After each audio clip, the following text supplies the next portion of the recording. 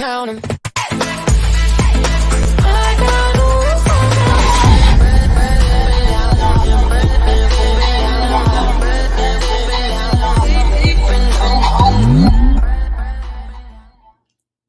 Hey y'all, what's up? It's Dr. Dawn PsychMD. Welcome to another live broadcast of Live with Dr. Dawn. I'm your host, Dr. Dawn Camila Brown. I'm a double-boarded child, lesson, and adult psychiatrist, two-time best-selling author, podcaster, producer, public speaker, media influencer. I actually am the sole practitioner of ADHD Wellness Center in Houston, Texas. And later this month, in 2 weeks, I'll be launching a new company specifically for elite athletes.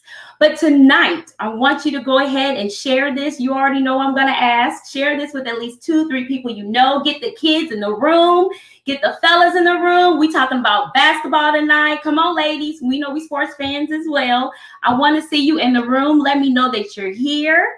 We are broadcasting from Facebook, from LinkedIn, and YouTube. So we're going to have a full house tonight, and we're going to talk to the none other who's known as Roco, Lord Covington, Glove Covington, and The Rock, Rob Covington tonight. And I am truly excited, y'all. Listen, this guy is so down to earth, so down to earth. I met a lot of athletes, but Rob stands out. He's down to earth person. I've watched a few of his interviews, and there was an interview he did a couple of weeks ago, and I was like, I have to have him on my show. And I'm so happy he said yes. He actually said absolutely. Knowing that this is Mental Health Awareness Month, knowing that this is a season of COVID pandemic, I wanted to make sure that I continue the mission of bringing you information that is going to be valid to you. As a fan of all sports, specifically basketball and football, I commonly use an outlet.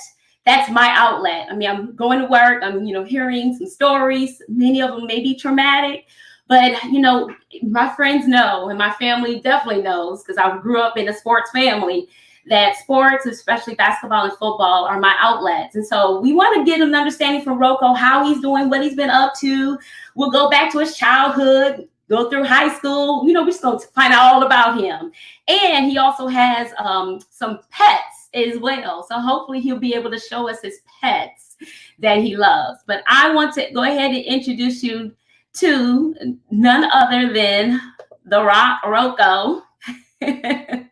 What's up, Rob? Uh-oh, we can't hear you. Uh-oh, let's see here. Let me see here. We can't hear you, bro. Let's see. Can't hear you. No.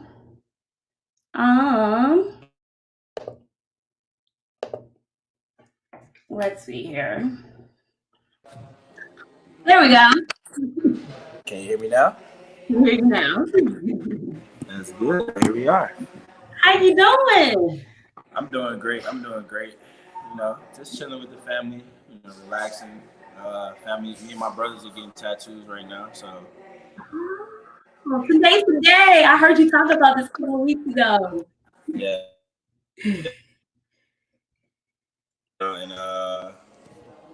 like you said, we just spending time. They was down here about a month ago almost, and I just came back to Houston for a little while, just to be able to get some stuff sorted out here. All right. Well, it's been lovely here. Yeah. Well, welcome. Let me officially, as one of your fans, welcome you to H-Town. We are so happy that you're here. We're very happy that you're here. Let me just show you how happy we are. Can I do that real quick? Because this is how happy we are. This was the first home game that you had in Houston. I believe the date was February 9th. Good job by Utah to get back on defense. James goes right between a couple of Jazz. Covington repositions, fires, and hits. We were telling old Rudy Tomjanovich stories before the game. Covington for three. Harden gets around O'Neal. Takes it to the basket. Covered up. Almost a jump ball. Covington got it. It's with a rebound. Here comes James. 2-point game. Harden back out. Covington. Biggest shot of the game. And he hits it. Robert Covington. Welcome to Houston. A player that gets traded to another team in the middle of the season, you want to play well for your new fans, and this is the biggest shot of the season here for Robert. You remember that? How could you not, right? Man, I would have been there. Like, my friends know I'm just really huge on sports, and had season tickets for the Hot Rockets, and I was actually in LA 3 days after you actually premiered in LA. And we'll talk about that a little bit later, but I want to really hear about just kind of, you're just like cheesing over there. Want to hear about just kind of, you know, I know you were raised or born in the West Side, I believe, of Chicago, and then you grew up in Bellwood, right? Okay. Uh-oh, I can't hear you, Rob. I'm sorry. It may be on my end because I keep going back and forth between my productions. Here we go. Because it might be that. Okay. Can you so I want the people to know a little more about you. Like, this is your humble beginning. Can you tell us, you know, a little bit about you growing up in Bellwood, Illinois? Uh-oh. Well, he'll be back. He'll be back, y'all. So what I wanted to tell you all, that was the first here he goes. Okay, here we go. There we go. I'm sorry. Yes. No, I had to change the frequency of where I was. That's what it was. Okay, cool. Thank you. So this is all informal, laid back. Yeah. Let's start with kind of how life was as a youngster in Bellwood. What was that like for you? It was unique. I didn't really, you know, play like team sports until I got to my 5th grade year, like organized team sports. So for me, my dad was my coach. My first year playing any type of organized sports. It was football. Played for the Elmhurst Eagles. Didn't know about none of the football teams that was in our actual neighborhood because, like I said, we was new and we were still learning a lot about the city. So I played for the neighboring city in Elmhurst, and then the following year I moved to the Bellwood Spartans. So I played. What was it? At first, I started out as quarterback. And then I got moved before the first game. I got moved to center, and then I got moved up to JV because I was too heavy to play with my dad's team. So I had to move up. Didn't know nobody. Like, was just new, learning everything, and like just overall, it didn't really have any, you know, familiarity for me. So I was learning a whole different offense, a whole different defense, and I didn't even play offense. I played defense. I went from playing quarterback to playing corner. Wow.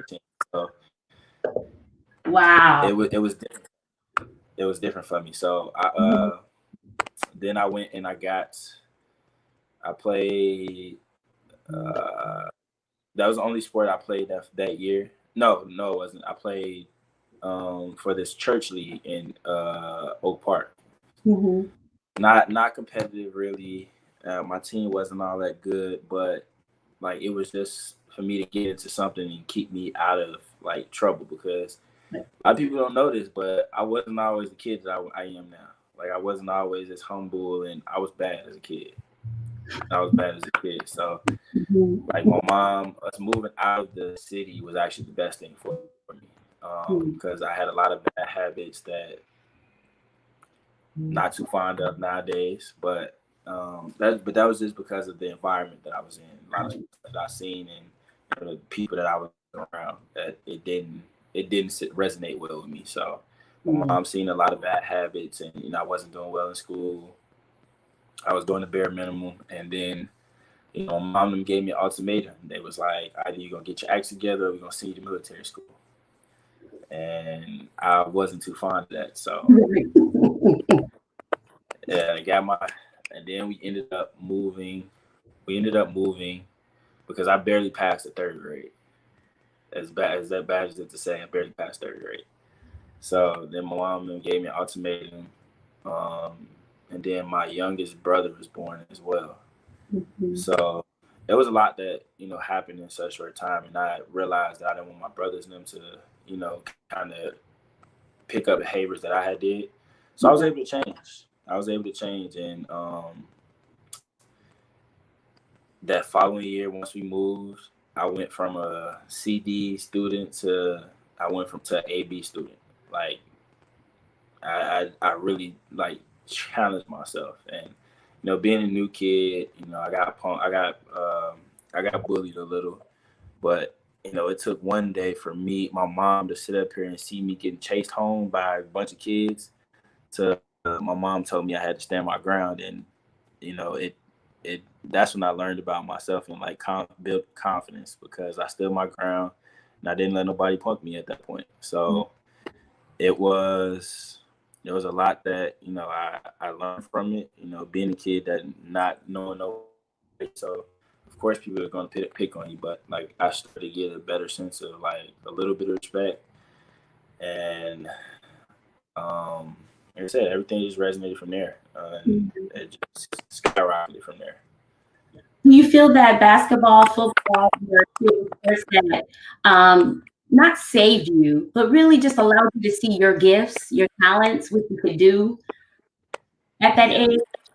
Just for the What kids. really saved me out of all of that was really seeing my stepdad come into my life. Like I don't look at him as my stepdad. I look at him as my father, because he raised me, he molded me into the man that I am, and him having the significance of like the values and morals that he taught us as kids growing up. That's what allowed me to make the change, because at first I wasn't too fond of him. Like I wasn't fond of him at all, because like I said, of course you having your dad in your life, and not knowing the true significance of everything that's going on, you just feel like a man's coming in trying to like take over, and it didn't sit well with me at a young age. But then as I got older, I started to realize that he's not here to like take over anything. He's here to teach me. And I learned a lot from him. And like I said, that was the biggest thing, that was the biggest transition for me, was my father coming into my life, and him helping my mom raise me, because it was a lot for my mom to raise me by herself. Like it was a lot of circumstances that we grew up in, and I grew up in, and she had a lot of stuff that she went through, and it was just a lot. And he came in, he helped change the dynamic of things, and he helped change my viewpoint about a lot of stuff in life. And as I got older, I started to realize like more and more of the stuff that he taught me. So that's what was the biggest change. And then me getting active in sports, like it kept me out of doing stupid stuff that I didn't have no reason doing. Right. Yes. Thank God. Thank God for your parents. Thank God for them. And I know you're speaking to a number of kids right now that are watching now or on the replay. Just being open to having another adult, father figure who you refer to as your father in your life. And because you were open to that, the bond was born. That's like my best friend. And like I said, we talk about everything, and even my mom, like me, my mom, my dad, my brothers, we all are like this. Like we're all getting this tattoo right now that symbolizes how strong we are. And like we said, it was me and my brothers, because like our bond is like it's unbreakable. And then we came up with the idea of like trying to add something to incorporate our parents into. So it's a symbolism of how strong we're packed. So we all getting it. Even my mom is trying to get it, but we're like, Mom, that's a lot that you're gonna have to endure to get that. That's like 6 hours almost. Right. At least she's down for it, right? Yeah. Like I said, it helped. Like with us, like I said, our circle, our family is, you can't break us no matter what. Because like I said, we done went through hell and high water in all aspects. So just to see all of us and still be strong and still be here pushing, that's an amazing testament to God and everything He has in store for us. Yes, it is. Thank you for sharing that. So your high school year, junior year was the year for you in high school, right? If I remember reading correctly and just kind of hearing the story. Junior year, I believe you actually helped your high school become like a number 1 seed. Is that do I have that right? That was my senior year. My senior year is when, you know, I made that transition. That's right. I played on varsity all 4 years of high school in the playoffs. My first 2 years is when I joined varsity. My freshman year, we wasn't too good, but you know, I learned a lot. I played small forward. Then my sophomore year, I went to center, but my sophomore year, like I wasn't playing like that. So the coach that moved up to sophomore, he was the freshman B coach. So he took all his players from freshman B from the previous year and a couple players from our freshman A team and put them together. And we had a decent squad, but I wasn't playing. And, you know, I had somebody that was like 4 to 5 inches shorter starting over me at the 5 position. And just because he was familiar with everything and like he had a little grittiness to him, like it flustered me. And then I just got fed up one day, and it was a Christmas tournament, and my coach sat up here and said something to me. I ain't gonna say them exact words, but he sat up here and said something to me that it sparked a fire in me, and like it made me that angry to the point where the next game out, I went out and got a triple-double in the first game of the tournament. So, and ever since then, like I just skyrocketed. I broke the freshman record. I broke the record that year for most blocks in the season. I broke the record for most blocks in a game, rebounds, and it just like that. From that moment, that conversation, like I always knew I could do a lot, but I didn't really know how good I was. So, you know, that was a stepping stone. And then, you know, we played AU together, same team. Then going into my junior year, we had decent expectations, but not relevant that we should have. We had a lot of guys that, you know, felt like they needed to be playing more, that, you know, young cats was coming in and it was kind of taking over. So, you know, it was a lot of tension, a lot of anger, and like a lot of animosity amongst the team. But, you know, we still pushed through. We was able to do some things, but, you know, we wasn't as good as we could have been. And we had a couple guys that ended up transferring from our rivalry school that came in. They wasn't eligible for that year, but we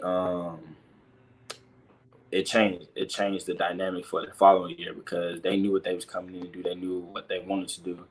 And with them adding the pieces to, you know, what we already had going into our senior year, it was just gonna make us that much more dominant. So, you know, junior year finishes out.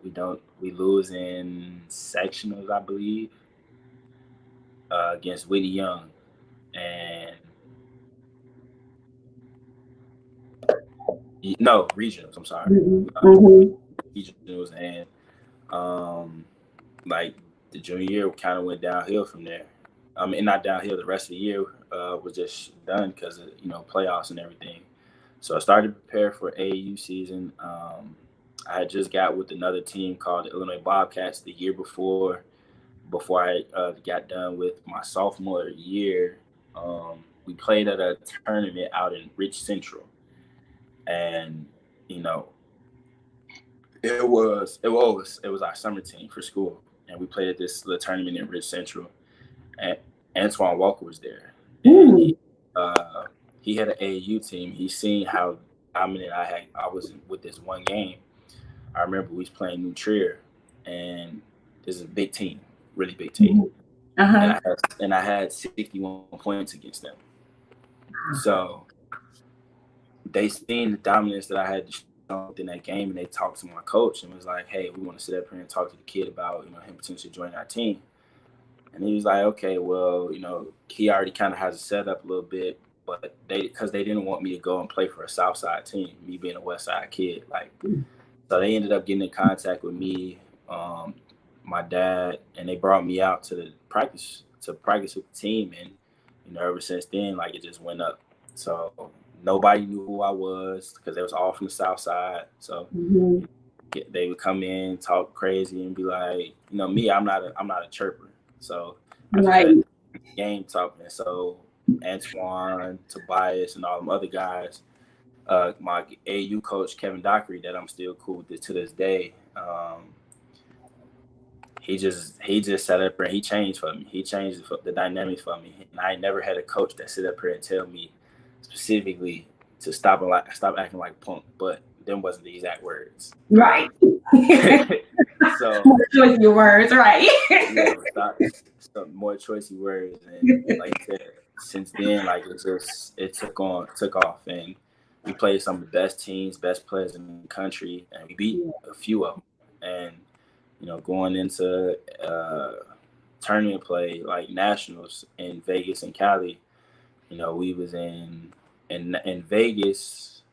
In Vegas, we made it to the Elite Eight in the tournament, and then in Cali, we made it to the Final Four, and we would have won, but one of our point guard ended up getting hurt with like 12 minutes left in the game because one of our teammates ran to his leg, so he finished out the game, and we was playing against like the number one team in the country. They had like four NCAA prospects, all going to high majors, and we was beating them by like 17, and they was in shock, and like everybody went from watching this other game to where the other team that was everybody knew was going to win. They all came to watch our game because they couldn't believe that we was beating them like that. So our game went from like it was not a lot of people to it was like it was beyond crazy. So we ended up losing, I think, by 3 to them, and like everybody was shocked like that they actually came back and won. But when our point guard went down, like it kind of went downhill from there because he was a facilitator. He was the one breaking down and like getting everybody in the way into things. So when he went down, it was just like it was tough for her. So finished out that year, had a confidence about myself. So going into the senior year, it was a lot. It was a lot. I had a lot of expectations, and us, the team that we had the team for it. We should have won state, but egos is what hurt us. Yeah. Man, I appreciate you going and dwelling deep into high school. Being from Flint, Michigan, my dad, I think, is on here too. Like he knows, like we go to all the high school tournaments, especially like Saginaw, Flint, Michigan. You come to Mo Cleves, Morris Peterson, Moteen Cleves. I mean, it's huge. It's huge in the Midwest. And from a lot of working with athletes, a lot of what we talk about, being a child psychiatrist comes from this, this time in their lives that are like the formative years and the important years which harness them to kind of have a GOAT mindset, and family support is important. Your college, the players on your squad, and all these things matter, and they matter, right? And I can't tell you when I haven't had someone there to support me at a game. Like my mom, my dad was big at supporting us. If one couldn't be there, the other was there. If not both, my brothers was there. Even with them, like with their games, like I will always be there for them. Well, we will always somewhat be their support, like as much as we can, because that's how tight knit we was. Like our parents didn't miss anything, anything at all. I love it. So then you go on to Tennessee State. You got some Tennessee State in the virtual space here, supporting you today. Did you pick Tennessee State? Did Tennessee State pick you? How did that come about? How Tennessee State came about. So senior year had finished. I still hadn't picked the school. There was teams that was talking to me, but nobody had a real offer on the table but one school, and that was Sacramento State. And I refused to go there because it just didn't fit. It just didn't fit me at all. Yeah. So this coach and the coach that was recruiting me there, like he just knew he had me. Like, he had just came from a smaller school, got the head coaching job, and he was like, he had been to my dad all year. And I was like, man, I don't know. Like I took a visit to them early on in the year. I just was like, man, I don't know. Some ain't right. So then I had other couple coaches one was at Ball State that was trying to recruit me. I actually ended up going to see a game, and I went to the game, and they ended up losing against. They was playing what was the school? Northern Illinois. It's playing NIU, and that's not nothing but like 45 minutes from where we live. So we drove up there and like was going to the game. So we watched the game. The team loses, and the coach was sitting up here like trying to call me to like come down to the locker room, and the head coach at the time, sat up here and told him no. Like he told the guy that was recruiting me, no, he can't come in here. So I just was like, right. Okay. So we ended up leaving, and I never talked to that coach again because I was just like, I did all this for nothing. So then we go, like senior year goes past. I have a phenomenal senior year. 18, 11, and 7. I still had no real offers. So I go to this unsigned senior showcase, and I forget, it was at Joy of the Game. I forget when the time frame was. I want to say it was March. So the coach had seen me play. It was with my AAU team. Seen me play, and I never forget this. This dude's name was Dana Ford. He ended up being one of my coaches at Tennessee State, and he was like, "Man, you know, your son is exceptional. Like, we need him. I ain't got the job yet, but I tell him I'm gonna get this job, and when I get this job, I'm coming for him full throttle. But right now, I can call you every single day because I don't have a job. And this is how serious I am about this kid." So literally, he called my dad every single day until he got the job. And when he got the job, he had to follow the guidelines, and he had to sit up here and only call me. He can only contact us twice a week. He made sure that them calls was very informative, and he showed how serious it was. So he was like, yeah, man. He ended up getting a job, and he was like, I'm gonna bring the coaches down so we can come see him. So we tried to organize a 5-on-5 open gym with a bunch of guys, and it ended up being only 6 people that showed up. So we ended up having to play 3-on-3. It was my team versus our rivalry team that their seniors were our seniors, pretty much.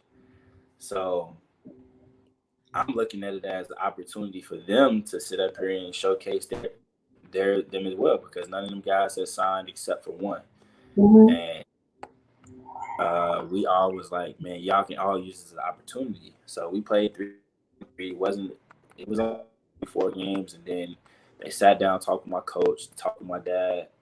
Then they sat down and talked with me that following day. It was like, yeah, we like what we see, and we want to bring you down on a visit. So my dad was like I had never heard of Tennessee State, like ever, never heard of them. Didn't know what city they was in. Never know anything. So, and I was just like, man, I don't know. My dad was like, what can hurt? You don't have no school. You haven't taken all your visits, so what can it hurt? So I just was like, you're right. So I ended up going down there like the end of April on a weekend, and coach and them showed me this campus. They showed me the city, took me out to eat, showed me the staff, showed me the school. And they basically told me at dinner, they was like, look, son, like, I'm not coming in here not gonna give you anything. I'm gonna sit up here and I'm gonna challenge you as a man, as a player. He said, but you gonna have to work for everything that you get. Like, ain't nothing gonna be handed to you. And I didn't want to get nothing handed to me anyway, because that just to me was, privilege. Like, I want to work and prove myself that I deserve all that. So I understood that. And then, like, it was just something about that day. I called my parents later on that night, like after the visit was over, and I told my parents I found my school. So it was like everything felt right. It was a way for me to get out of my element, because I didn't want to stay in Chicago. I wanted to get outside. I wanted to get outside of the city and, get away. I didn't want to stay in Illinois. I wanted to get away. So, it's far enough to where my parents can come visit me, but it's also far enough to where I'm still in my own element. So, so I signed with them 3 weeks before I graduated high school. And Wow. a lot of people had already had their schools. I already knew everything with mine came from, from that aspect. So Mm-hmm. I signed with them, graduated, and then graduated at the end of May, and then June, I had a month to prepare myself. I threw a trunk party. My parents was excited. I was excited, and then I went to summer school for that first phase, and I went in as a frail 6'7" kid, about 165, 170. Came back by the time, but after that month of July was over, came back like 180 almost. Wow. Solid, had a good foundation just from summer workouts. Wow. And then my body began to transform. I put on a little bit more weight. And then going into my first year, man, that was the hardest year of my life. That was the hardest year of my life. Right. I remember my very first individual workout. My very first individual workout, I was not prepared for it. Like, we had worked out and stuff and done like things, but we couldn't individually, like the coaches couldn't organize anything until a certain day. Mm-hmm. We did that. I contemplated basketball. Yeah. I was like, man, I don't know if I'm built for this. Right. But, I mean, listen, you're giving a lot of kids right now the behind the scenes view snippet of what it takes. Like, yes, it's not easy at all. Let them know. It's meant to break you because it sees how far you can sit up here and push yourself. Right. And sure enough, my coaches absolutely did that. My coaches absolutely did that. They just didn't break me. They made me stronger. And, mentally, that's what allowed me to sit up here and withstand anything from that point. Because I literally remember this workout. I was at the trash can 5 minutes into the workout throwing up. Oh my God. Literally 5 minutes into throwing up. And jeez, it was terrible. And our coaches, and me being a freshman, I was working out with my roommate, which is my best friend now, and two of our upperclassmen. They going through the workout like it ain't nothing. The two upperclassmen, me and my roommate, we at the trash can, sitting up here throwing up every 5 minutes. So then we go through, finish the workout. Coaches get on us. They was like, man, y'all ain't built for this. Y'all ain't built for this. I'm like, man, look. So being a competitor, being a challenge, like, I got better as the workouts went on. They just got crazier and crazier. But like, I was able to withstand more because I was prepared for it. I understood what it took, and I got better. And then once going into the season, our coaches was really trying to break us, because like, it was new, and they was trying to prove themselves as well. Like, we used to have 5 a.m. conditioning days, like ridiculous conditioning. It was ridiculous. I don't know. Some of the people, like, I see them on Elaine, Joyce, Otis, like, I'm not gonna say it now because I just want to continue the journey of your story. But there's a theme that's developing here. So 3 days before the draft, the NBA draft, right? Was it 3 days before the NBA draft? What, I mean, tell us. It was the day before. The day before. What happened the day before the NBA draft, Rob? I was on a plane in Cleveland working out. I had just went 2.5 weeks straight of strict workouts because I had to catch up. Like, my agent at the time, I had got a situation where I did the combine, and the combine I had a great combine, and once we got to the testing, I did the EKG test to test like how long you could push yourself.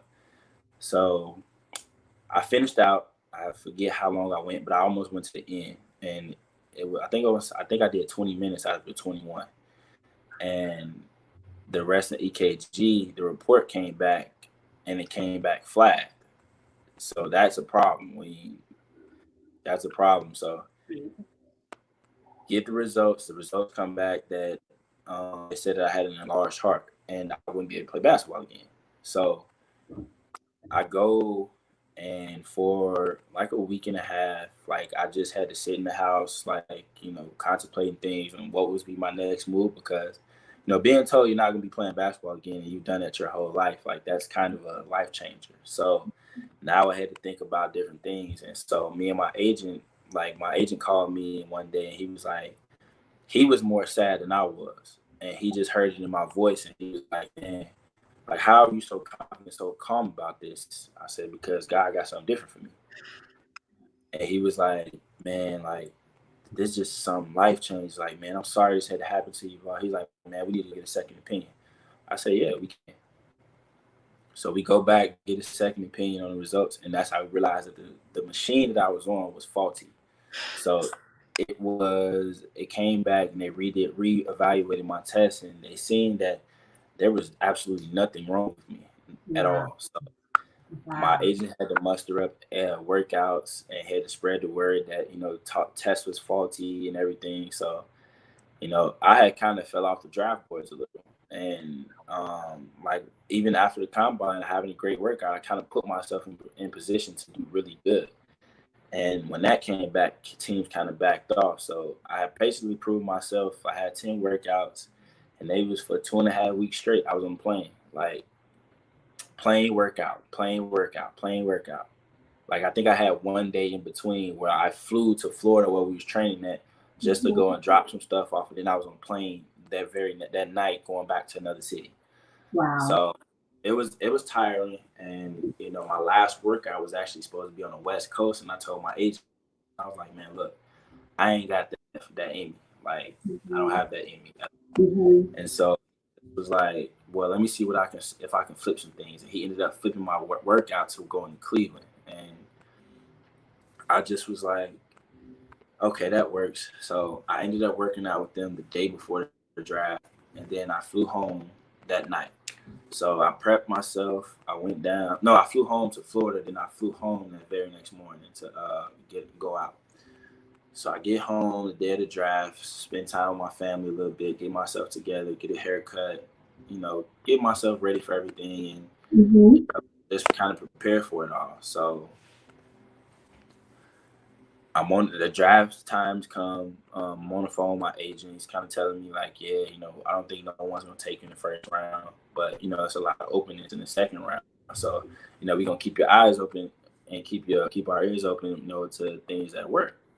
So I'm like, okay, cool. So the draft begins. It's midway through the first, getting close towards the end of the first, and then me and my agent are on the phone call for about 10 minutes with Philly, and Philly was basically telling me that they were going to take me with their first second round pick. So we was excited, and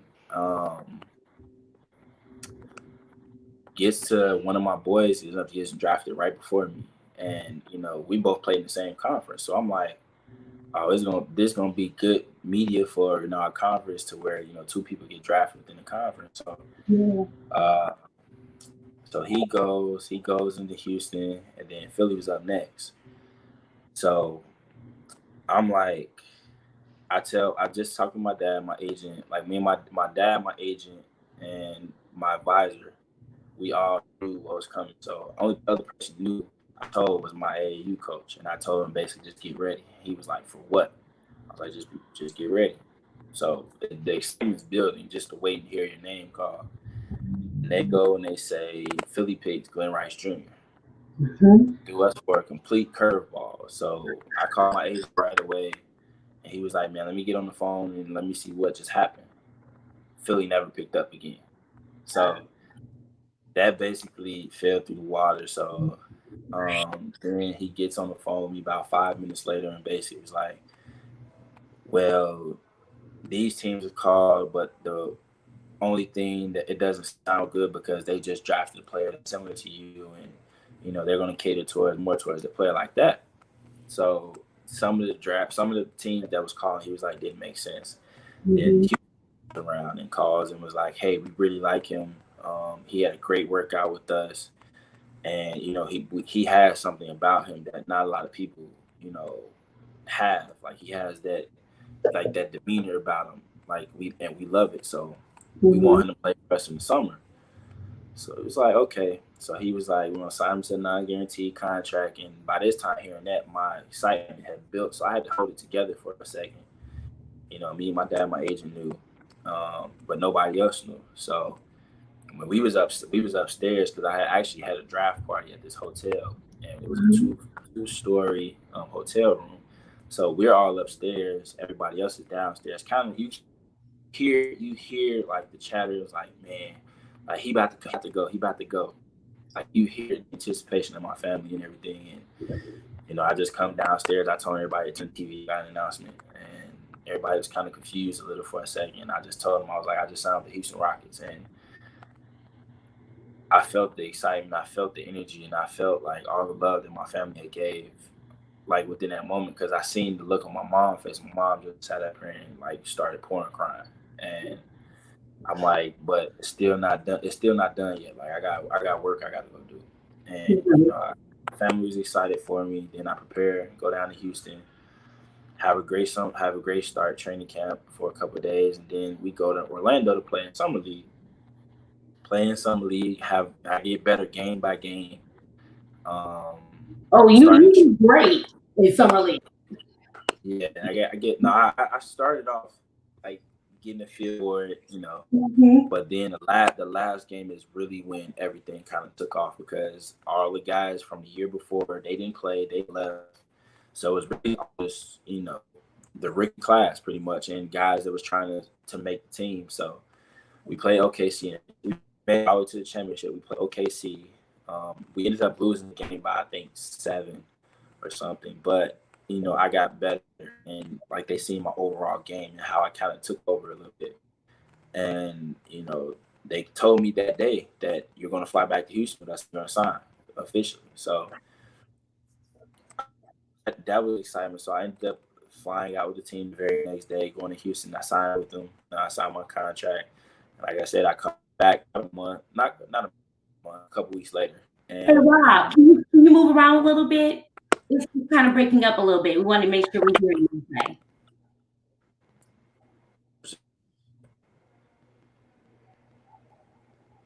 Sorry about that. You may have to come back into the broadcast. Let's see here.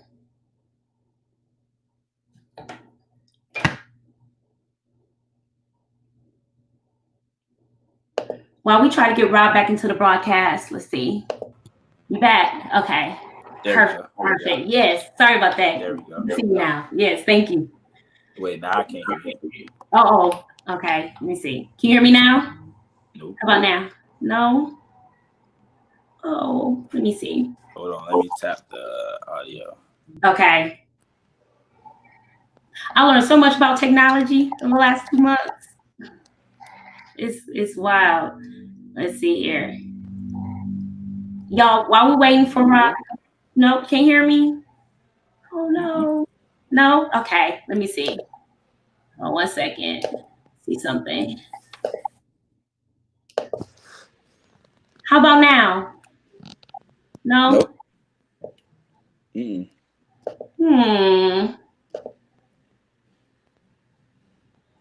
Daggone it. Let's see. No, man. No? I don't know what's happening. No. Can you sign out? Like, come back in? Let me see. Okay. I'm gonna text you. Come back in for me, okay?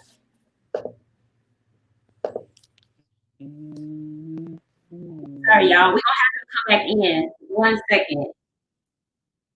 Technology. So listen, y'all, while we're waiting for Rob, once you put your comments, drop your comments. I really want to spend time on going up, because I thought it was very important for kids to understand this is no easy journey for a lot of professional athletes.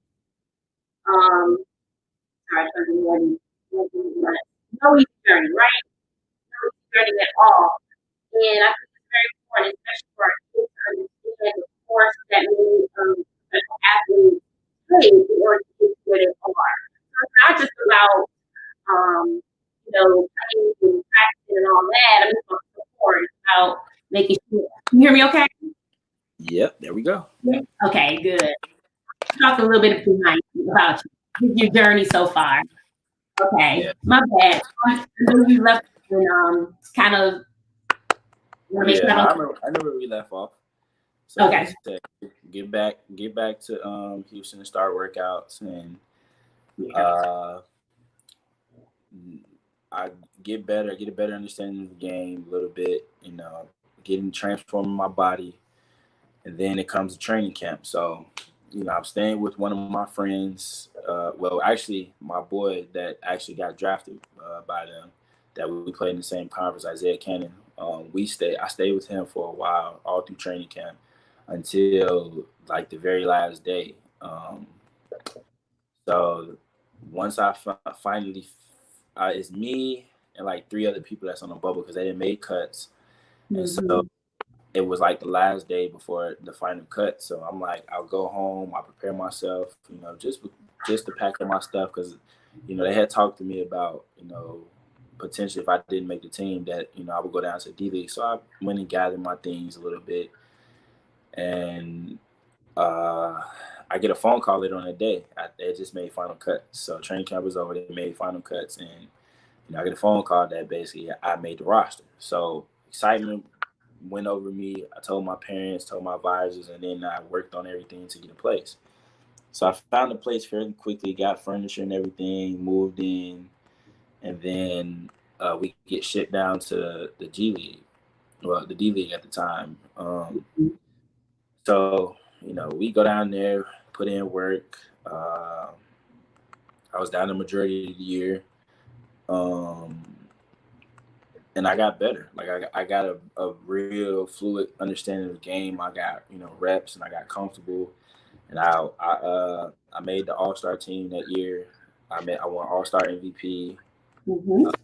I was Rookie of the Year, and I made first team all D League. So, just the amount of work that I put in there, it helped me. It gave me a better sense of like the grind and the journey, and like I said, just added on more to my story. So then I go, we get prepared for that year. We in the playoffs.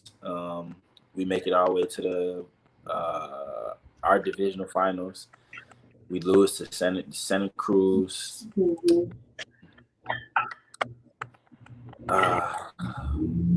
else? Yeah, we lose to Santa Cruz. No, not Santa Cruz. Iowa Energy, I believe. I forget who it was, but I want to say it was the Warriors. Yeah, I want to say it was Santa Cruz in the playoffs, and get prepared for the second year, sophomore year. Come in, do summer workouts. We was there pretty much the whole summer. I had my apartment. Had a great time. Like it was a great transition for me. I transformed my body.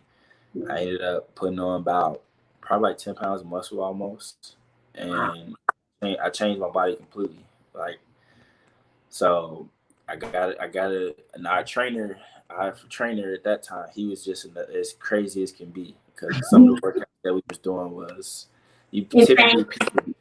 typically you'll do them workouts probably like 2.5 hours maybe, but he would cut literally in half. Yeah. Wow. He taught us how to be efficient at a great pace. Wow.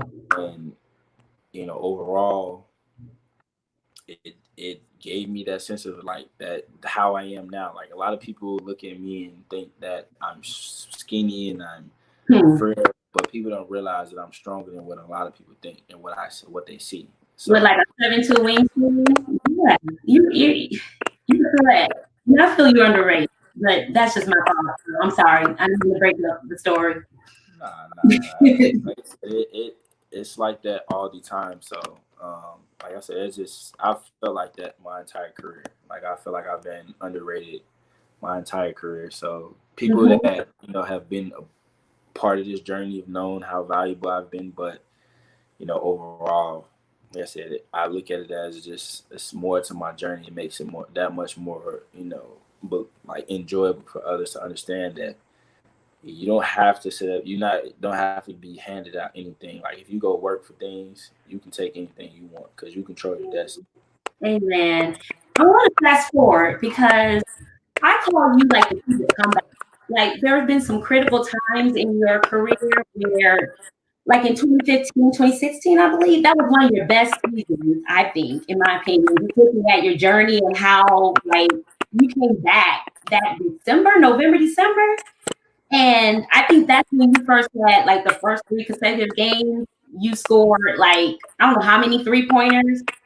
And the other 2, I think other than like Clover and who else was that? Clover and I forgot who else it was, but like it was like 3 games in a row. You had so many blocks, so many 3-pointers, and it was just crazy. And you just come out beast mode. Like it's kind of like how you were telling me of the coach back in high school. You know what I'm saying? Just kind of, saying these things in your ear, and then here you are with another injury and just kind of beasting it out. And that's the only time. These are the only times you've done that, right? Past year? You talking about this past year? In 2015, when you were with Philly. Oh yeah, that was the second time that I got injured. I had torn my and like you said, going into the year 2016-2017 season, that actually was my best year, I believe. That was my best. I think that was when. Wait, no. What was it? It's 13, 14, 14, 15, 15, 16. It was 16, 17. Yeah, that was my best year. 16, 17, and 17, 18 is when I made all defensive. Right. Yeah. So yeah, that was my best year. What was it about that year that made the best year for you? What do you think that what happened? I had a great coach that really worked with me like over the time that I was there. Like I had a great coach that, everything was starting to turn the corner. Like my work and everything started to really like become valuable. And, that was the year I signed my contract. And it just skyrocketed. Like it seemed like everything had been unfolding like how I'd imagined. Like I've been putting in so much work and I've been, doing so many different things that, it's all starting to show for it. And, like I said, I had a coach that was in my ear like nonstop because not only did he want to see me be great, he wanted to be great in himself. So he actually ended up, leaving us and going to get a head coaching job. And he had never had a head coaching job like that. So for him, it was an opportunity. And like I said, with me and him, like we have a great bond, a great relationship. Like even to this day, like we see and we basically look at each other like family because we both grew within that aspect of things. Like he grew as a coach, he grew as, so in so many different levels, and he became a family man.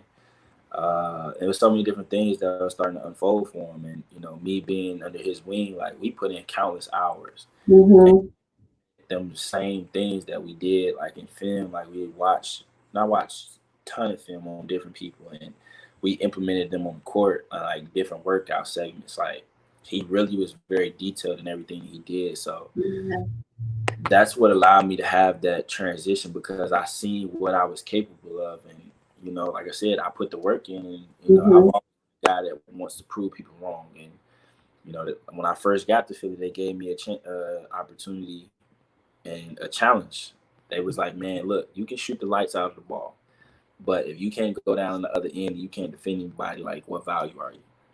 You're gonna become a liability, and you're not a high caliber player like that. You're a great role player,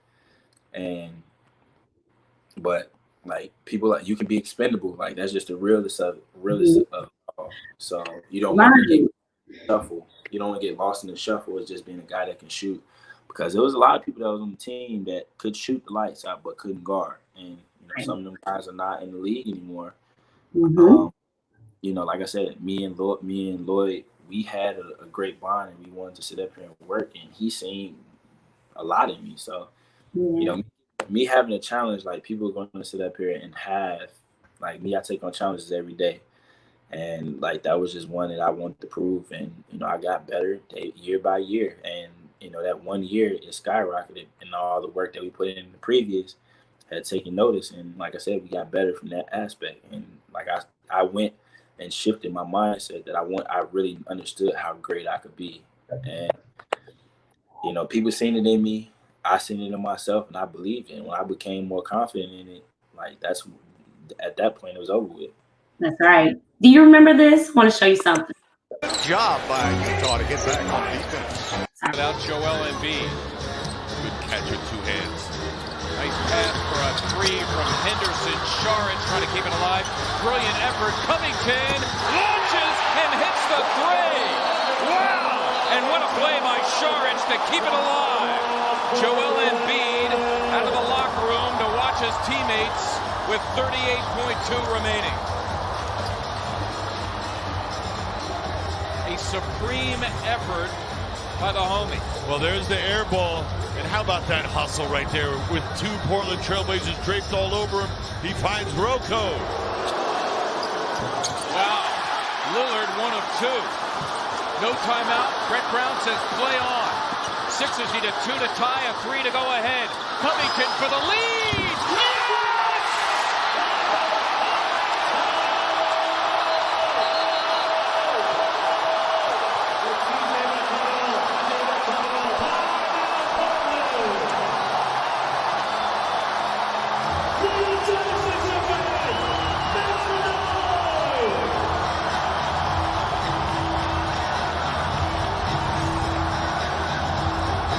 This replay, TJ knowing exactly what he wants to do, swings it to Roco from the miss. Lillard never misses. The opportunity presents itself. Can the Sixers take advantage of it? Here's TJ being told to push it up the floor. Finds Robert with the swing over the defender, and good. Joel Embiid, bruised left knee, one bruised left knee. First one out there. Give me some love, Robert. Give me some love. Exactly. Many moments like that. What is it like? I mean, that's probably my most memorable one. I'm sorry. Go ahead. That's probably my most memorable one. Really? Yeah. I can see probably why. my most memorable.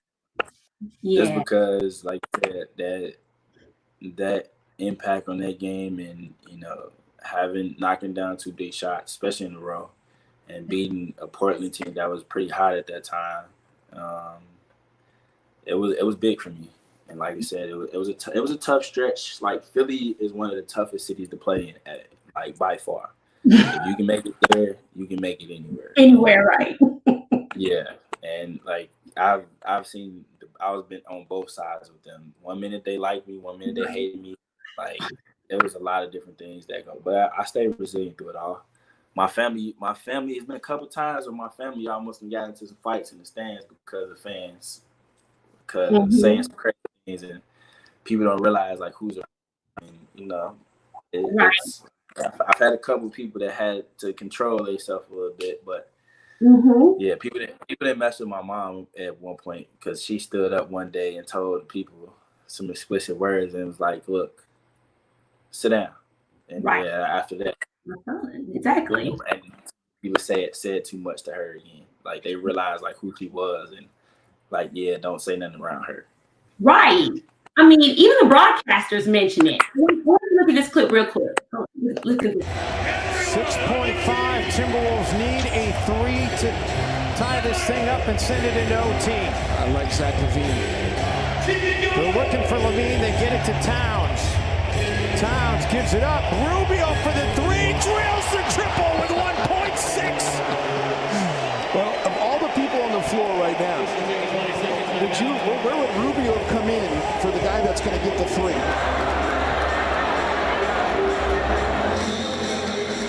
He's got Ilyasova, Stauskas, Embiid, and Covington. On their feet at Wells Fargo Center. The lob for Covington. Yes!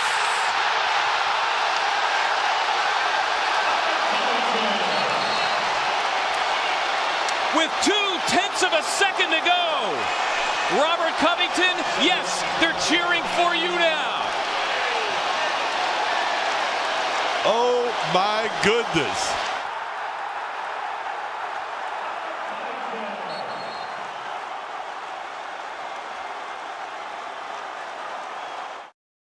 We're not gonna say it, Dave almost slipped there, right? But did you see the announcer cheering for you now? Nah,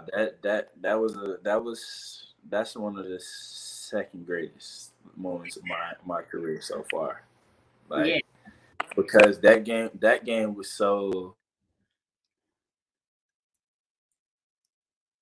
My very first shot, the fans was booing. Right. Like, was booing that whole game.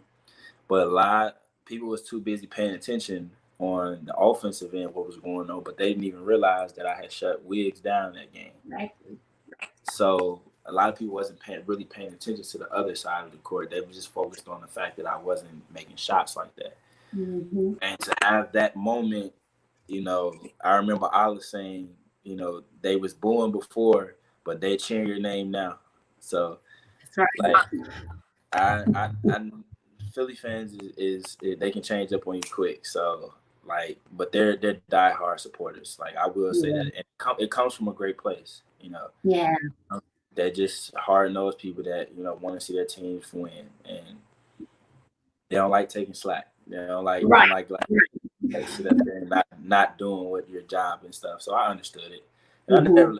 It was a couple of times where I had to snap at a couple fans and say something, but I never typically let it get to me like that. So, like I said, moments like that, like it was a silencer, not just for like all the boos and everything, but it was just in general. Like, it was so many different emotions that like I couldn't even like really process what had really happened. Like, and then at the end when Joe slipped and kicked me, I was like, that's when it kind of like registered in my head, like, okay, we just won. Right. You did that. The last shot. That was on you. You made it. Do you feel that your time in Philly, mentally, emotionally, was difficult? And if so, no. It helped me. It helped me a lot. It took me to a different level of self-control, and playing in that city, like I said, like I never let the bulls or the negativity affect me. Like, I still would go, even if I was playing bad, because there was stretches where I did play bad. Like, I would still go out in the city and still be seen and stuff. I wouldn't hide or whatnot, because like you said, I never let none of that noise bug me. So, but you would have fans that would be yelling or saying something negative, but you also have the same ones that be like, "Man, come on, Roco, you can do it. You gonna bounce back." Right. Like, it's good and bad, but you do have them few that be select. But I never let it always get to me. I never let it. How do you all learn to tune out the noise? When you're on the court, do you feel like you're in the moment that everyone else around you, the fans, whomever it may be, I hear it all. It all comes within me. I understand that you control your actions, and it's hard as it may say. People can influence it. Yeah, they can influence things, but like, it takes you to sit up here and act upon it. Like, if you don't have no self-control over things, and like you can control your mind or whatever the case may be, like, that's when you start to act different and everything. So for me, that was the main thing with that, and I understood that what was important to me. Right. How did you transition? How did you kind of deal with and manage your transition to Minnesota? Were you shocked by that change? Yes, I was beyond shocked because I had no clue. Yeah. I had no clue whatsoever. So just for the audience to know, a lot of times you don't. Like, you find out when sometimes a little bit right before everybody else does. I found out. Hold on one second. My camera's slide. I found out that I got traded through Twitter. What? The day before. Yeah, I found out I got traded from Twitter. Traded from Twitter 10 minutes before a team meeting. Oh my God. That's Yep, crazy. I had just woke up. Probably like before. Probably woke up probably 15 minutes before the team meeting because I just get up and I go straight to the team meeting. I found out because I woke up to phone was going bananas, alerts, notifications, text messages, like why my phone is so active this morning? Like ain't like don't know. So and we had just played the night before at home in Charlotte. So I wake up, gets my stuff together, and I finally look at my phone because the first notification that was on the top, breaking news: Philadelphia has traded Dario Saric and Robert Covington for Jimmy Butler. I'm like, What? Right. Right. What? Something to wake up to, man. To see that and to see it on social media. yeah. So then my agent calls me and was like, man, this is the first time I've heard of this. Like, Wow. I don't know what to sit up here and say, whatnot. Like he was caught off guard. Right. So then Brett Brown called me and he was like, man, I hate we had to do this, but you know, they felt like this was the best move for the organization. He said, Cub, I love you as a person and I've seen you grow, but I wish you well in Minnesota. It was kind of short and dry. He was like, man, I value you as a person. He said, I hate this part of the business, but things had to be done. And I was like, okay. And then hung up from him. Then Elton Brand called me, and it was the same, like, kind of dry call. And I was like, so okay. So what's that?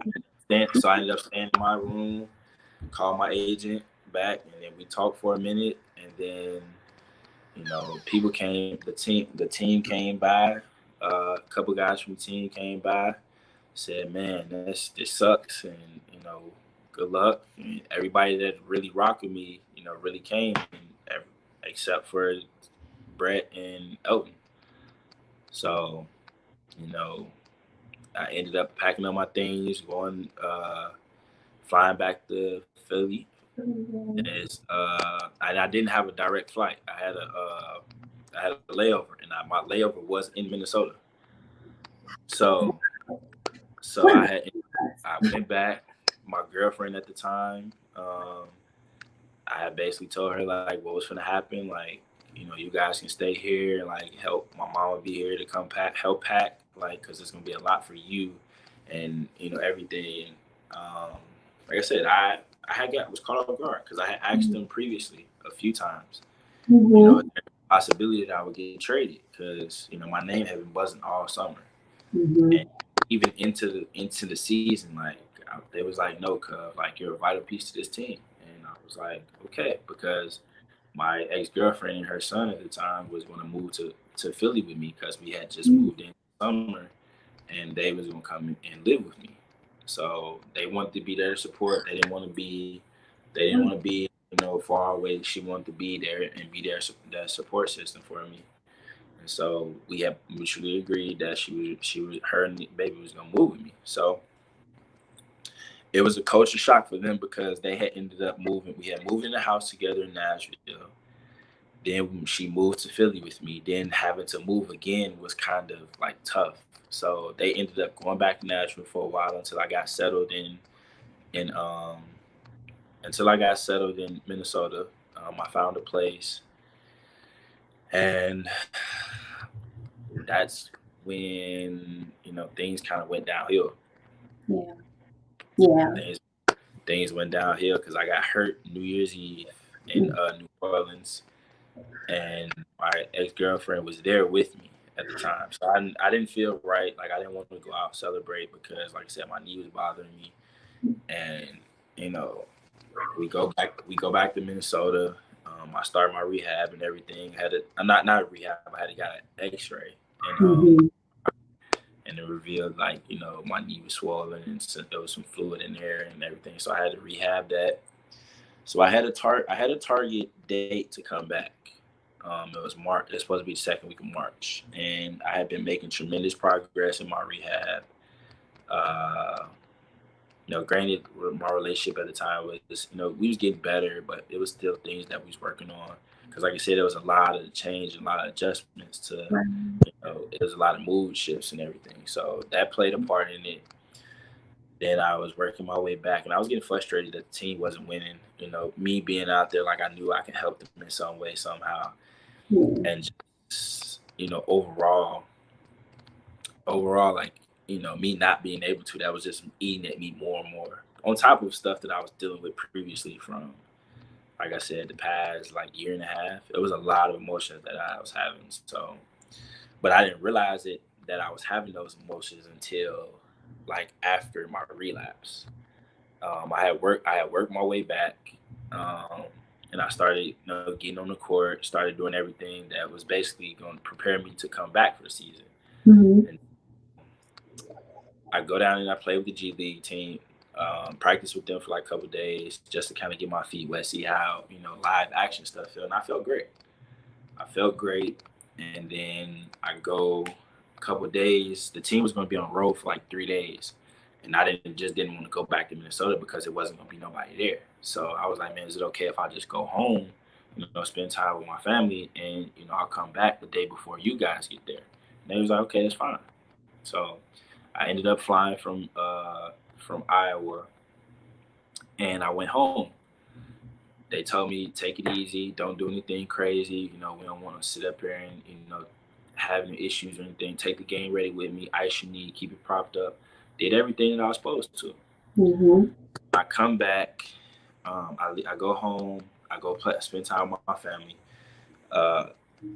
and when I get back, my knee is swollen like a balloon. And so when I was walking, it didn't feel bad. Like that gingerness still, it came back. So I thought it was just like, you know, it's minor because the fluid comes when I fly. So that's why I wore compression tights whenever I flew. So it keeps the swelling down. And it got to, I get home, I don't feel the swelling or anything. So I go home, I go to sleep that night, and I get ready to go to rehab the next day, you know, just so we can start, you know, keep going with things. And when I wake up, my knee is swollen. Like I couldn't even see like my kneecap. Wow.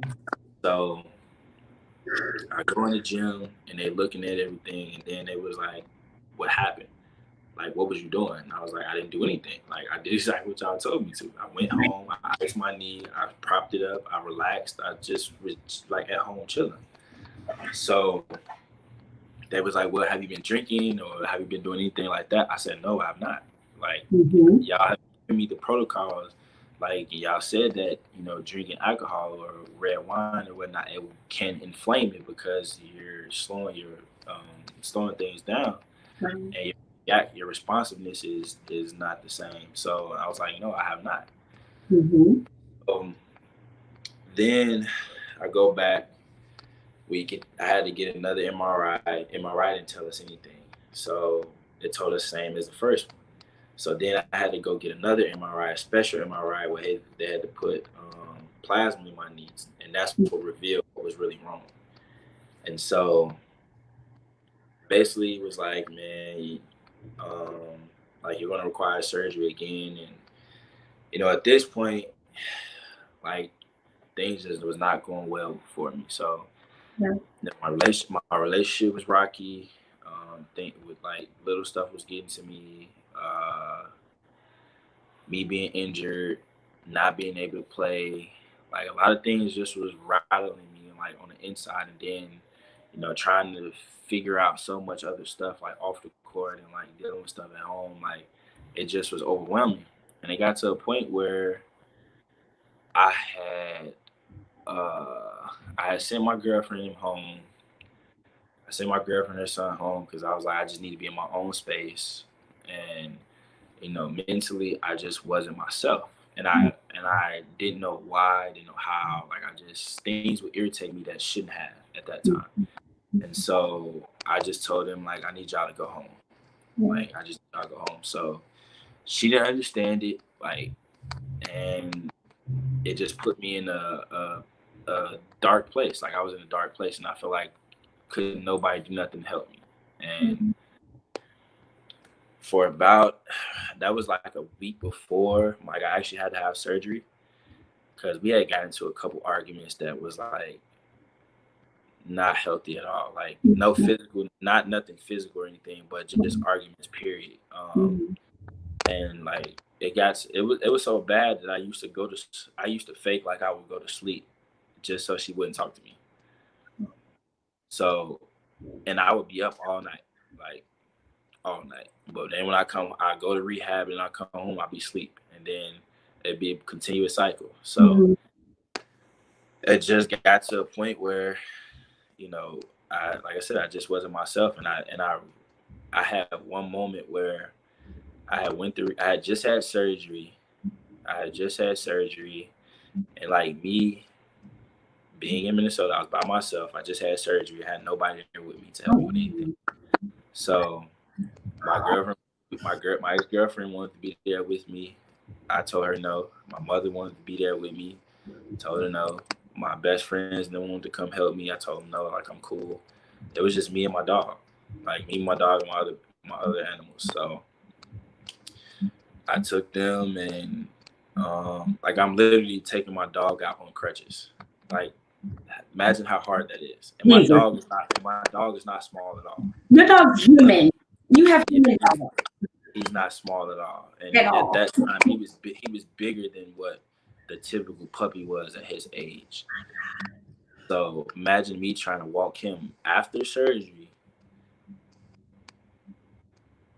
and on crutches. Like, it was tough, but I made it tough because, like I said, I didn't want nobody there. And like, it wasn't an issue like that. Like, he would be calm enough to where it wasn't and he wasn't like too rowdy or anything. Like, he more so was very protective of me because, like, he seen that I wasn't myself, and they seen that I was hurt. You know, animals can sense stuff like that. That was the first time I really realized it, and he didn't act up while I was hurt. So it was easy for me to make that adjustment. So I just went, and once I got off crutches, it became easier for me. But I still wasn't myself, and it took me a day at practice. Like, my coach was just noticing like I wasn't myself or whatnot. So he came to me and was like, "Man, Cub, you all right?" I'm like, "Nah." I said, I'm good. Like, you know, me being a black man, and, you know, we having to carry the burdens, and like, we have to always be strong for everyone. Like, I didn't want to show no signs of weakness. And like, the inside I'm breaking down, but outside people looking at me as like everything cool. Like, how are you dealing with all this? But mentally, I'm inside draining. I'm not myself. And it took one moment to where I go into rehab, and I warned them. This was before this is actually before I actually had the surgery. I had a moment where I ended up snapping on a trainer, and I basically told them, look, I didn't sleep well. I didn't do, you know, anything. I'm not feeling well. I'm not feeling the greatest. Like, I just want to get in my rehab. I want to go home. Like, I just want to get through it and go home. I know what I got to do. Like, I just want to get in and get out. Like, I want to go home. I need rest. So it was like, okay, cool. And I was like, I don't need to. Like, they was very sarcastic, very playful, but this I wasn't in the entertaining any of that mode. So I put my headphones in, and I went through, started my rehab, and I went through the first half of the segment. Then our head trainer comes in, and he messes with me, and I lost it. Like, and I snapped. And I basically, you know, flipped the switch, and like, I basically walked out of rehab, and I didn't finish. So I went home, I left. I didn't even shower or anything. I just left. Like, cause I just wasn't, like, I didn't want to be there. Then after my phone, coaches called me, the trainers called me, the GM called me. So like 2 days later, 2 days later, they called me in and was like, it was a day of a game, and they sat down with me and they was like, "What's going on, man? Like, like you ain't been acting yourself lately." And so I was like, "Man, something ain't right. Like I don't know, something's not right." And um, I just felt the emotion just start to pour out of me. Like I started crying and everything. And I was like, "Man, I'm not myself. Like I don't know what's going on and what it is, but like it's just overwhelming." Mm-hmm. And so they fell for me, and then the next day our head coach called me into his office and basically told me like, "Man, have you ever thought about seeing a therapist?" Like I said, "No." Like what is the therapist gonna do for me? Like, and he was like, "Man, I know how you feeling. I dealt with the same thing when my dad passed." So he was like, "Man, take this book and read this every day when you wake up, or every day when you go before you go to bed." And like I really think you should, start to see a therapist. Like we have a great team therapist that helped me through mine, and like, I it went one ear out the other, like for the first phase, and then once I started to realize, like, my process of everything was going to be very slow. So I was going to be, they asked me to be in Minnesota. Like I had started my rehab. Fast forward, I started my rehab. It's me and my dog, and everything's starting to, it's a slow and steady race. So things were starting to get better. Like rehab, process was getting better, but mentally I still wasn't like where I needed to be. So I ended up sitting down, like, and opening up. And I ended up was like, yeah, you know what? I think I will give it a try. Like, what can it hurt? Like, same thing I did with, the visit I took to Tennessee State. Right. So I stepped in the office with the guy. Like we sat in our trainers. We sat in the training quarters and we sat in the office and we talked for like an hour. It was supposed to be an hour. That session went to 3.5 hours. And I started to like unleash stuff that I didn't realize was affecting me. And so by that segment, he was like, he looked at his time and he didn't realize that it was 3.5 hours because like it just flowed, like it went by so fast. And he was sitting here looking at me, and the whole time that we was talking, like I never made eye contact with him, like ever. The whole 3 hours, I never made eye contact. I was looking at the ground. I was looking at my hands. I was like caught in my own mind. Like I never made eye contact with him within 3 hours until we got ready to leave. And so I was slouched over, just overwhelmed. And then, he was like, "Man, we gotta keep going." And the next session turned like to 3 hours. But by this time, like I had unloaded so much that now I'm able to sit up a little bit more. But I'm still not looking at him. Like I'm still doing things to sit up here and talk about as I'm telling the story. But I make eye contact with him gradually, but it was never for more than a couple seconds. So then that session was 3 hours. The next one, but this time he opened his slot up to where he was like, "Man, we're gonna go at this time. My next one's not till 4:30."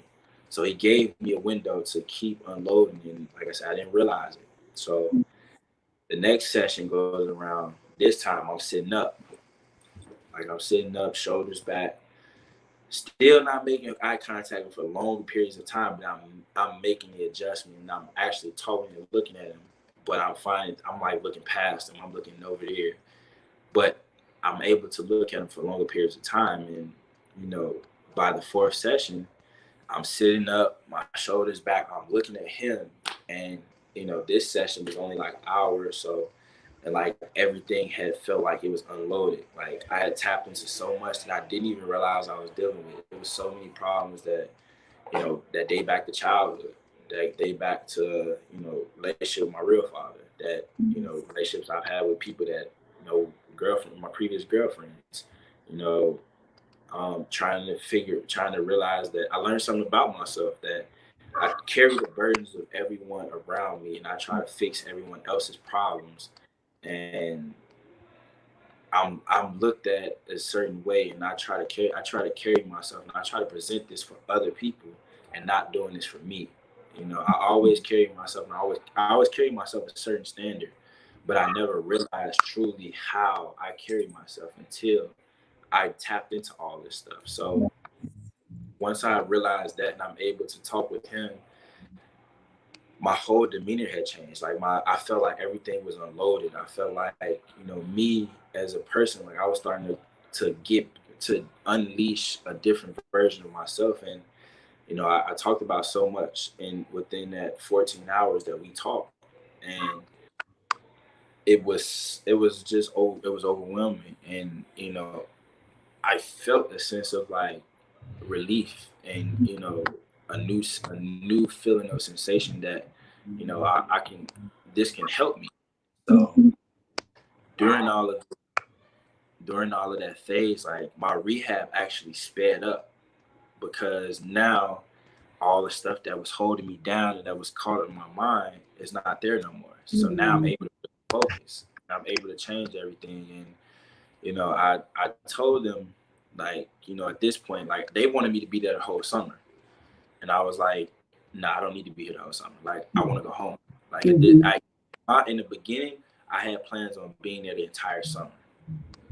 But once I got to the period where I started to revamp myself and like I unleashed all of that stuff, I was like, I want to go home and be with my family. I don't want to be by myself in this period no more. Like, I want to be with my family. So we coordinated to where, like, I have rehab guys in Nashville that I work with, and I have a whole setup there. You know, it can be gradual, and I know how to sit up here and take my time. You guys can come down, and, you know, we can work something out where y'all come for a couple of days to monitor things and, you know, work it like that. But I am going home. Like, y'all don't have a say so in this. I'm going home. Right. We worked everything out, and, you know, it was all, you know, put together. So I ended up going home. I put extra compression on my knee just to be safe. Flew home, go see my ex-girlfriend and spend time with them. I fly my dog down with me, my pets with me. And I go home. And, you know, I started to revamp myself there. So my rehab actually went, like I said, me unloading everything, I sped up my rehab, and I was doing stuff in week 8 that I was supposed to be doing in week 9. I mean, not week 9, week 10, 12, because, like, they had to actually scale back my training because everything was happening so fast, because, like I said, everything was healing faster.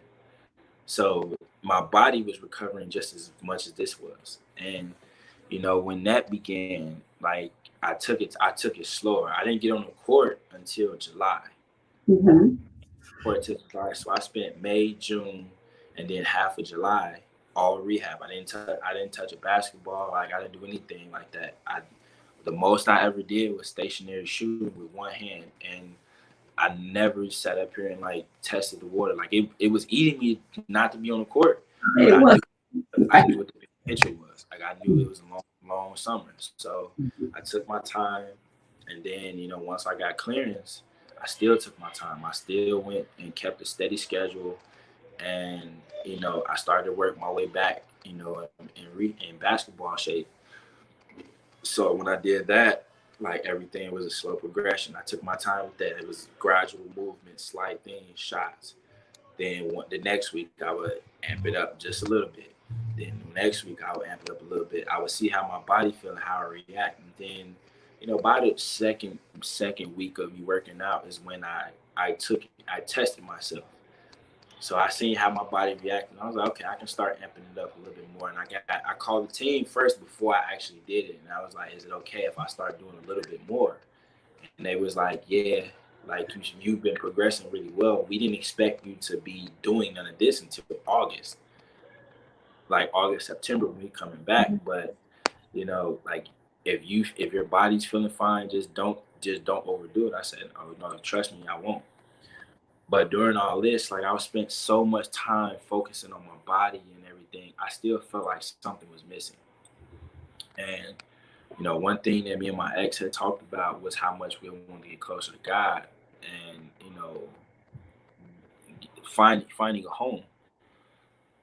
So one of my close friends, you know, is a pastor. He's a pastor in Nashville, Tennessee.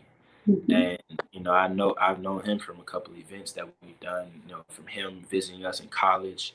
And I've actually been to his church before. But, you know, when I was in college, I felt like his church was Hollywood. Like it was too much going on. And I was focusing on the wrong things. So, and me being younger, like I didn't grow up in the church. I knew about God and I knew about a lot, but I didn't physically grow up in a church home. So, it was too busy. It was too much of sports that we didn't necessarily have time. You got 3 boys that, you know, are into sports like season after season.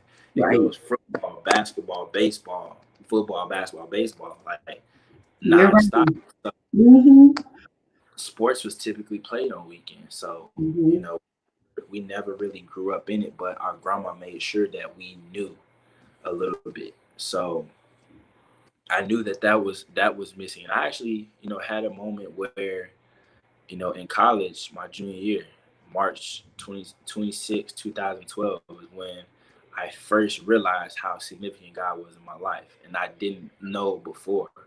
So that was the first moment. And then the second moment was August 4th, 2009 of this year. So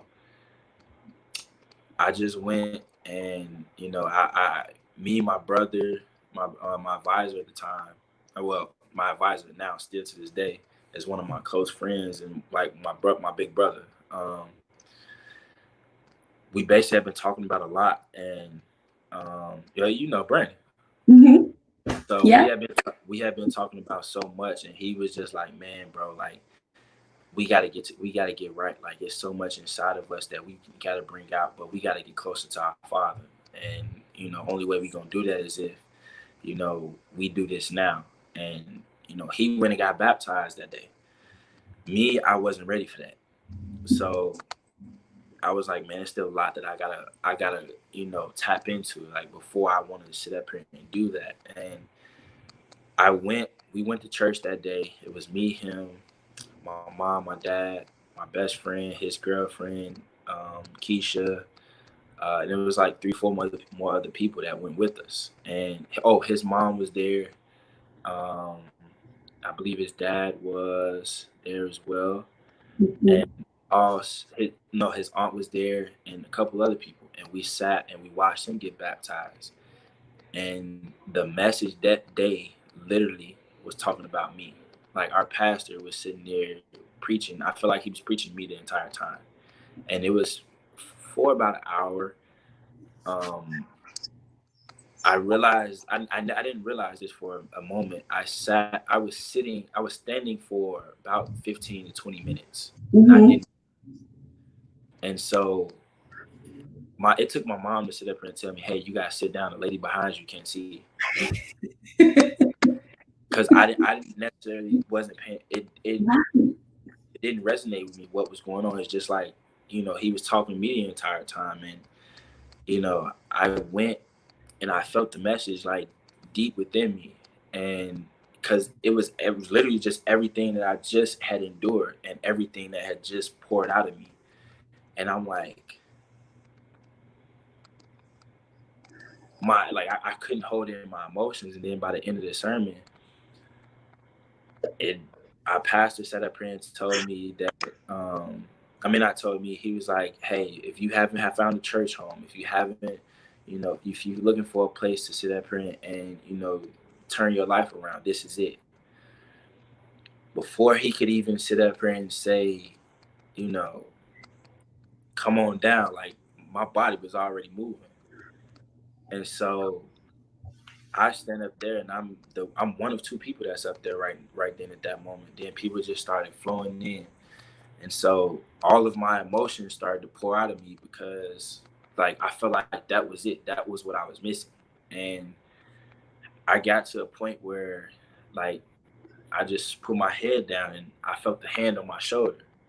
It was Brandon on this side. I felt another hand on this shoulder. It was my best friend on this side. And then my other friend was behind me. Boy, you have me starting preaching here. You hear me? The full armor of God all around you, brother.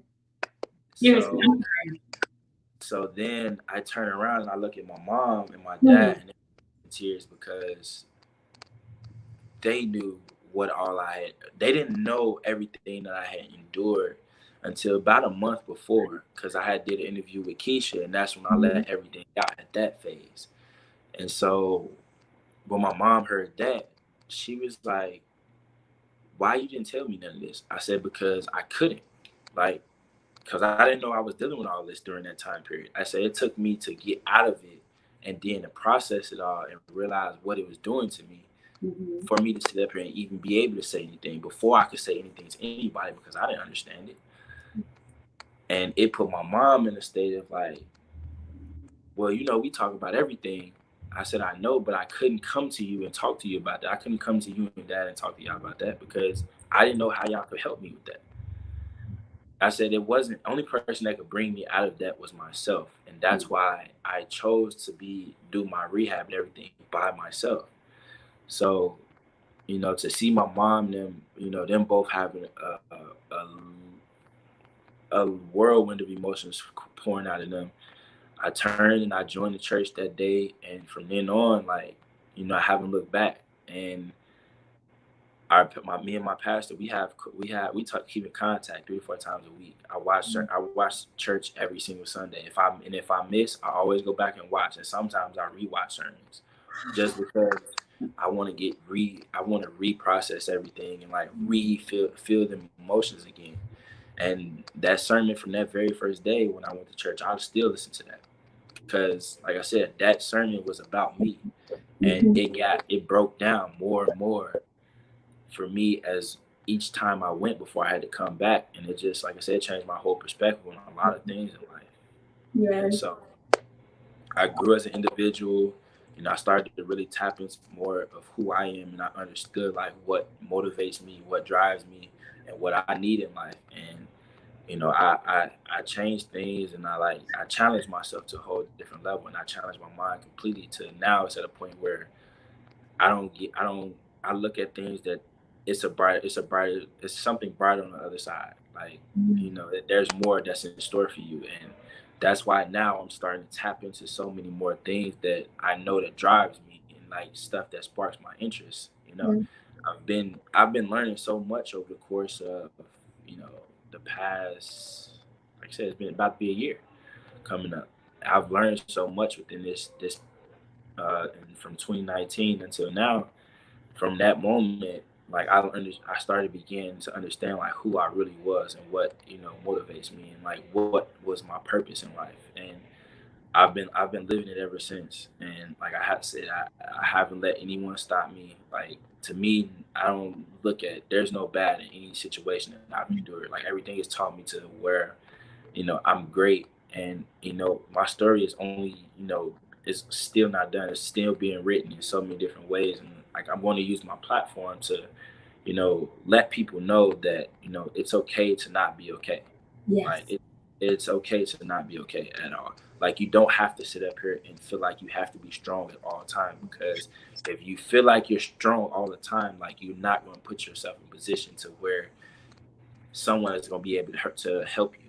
Because everyone needs help. We all need this in some way, shape, or form. But we can't be so prideful and so caught up in ourselves that we don't allow help. I've ran into people like that, and I still wish them well, and I still sit up here and I pray for them. But you got to be accepting and wanting to help in order to sit up here and really see it. And not a lot of people can do that right away. Right. Rob, when I heard this story, you told it last month. I think I heard this story for the first time. I knew I followed you along your career, and being a huge fan of sports, I've always felt what you did. I said that in this, the beginning of our interview. Always been on the but I became more of a fan of you all sport. I mean, you're one of my favorite people. See, I'm dead serious. I'm not saying that because you're here live with me and all of that.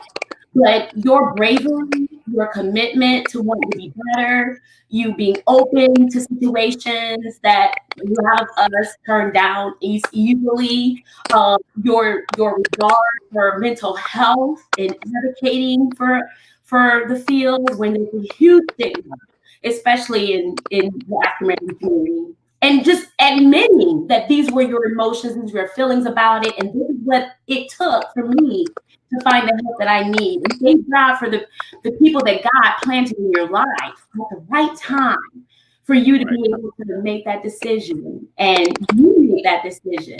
You know, you did it. And to acknowledge here, right here, that you basically joined church and you committed your life to God. And oh my God, like I can go on and on about you. Like one of my favorite, hands down.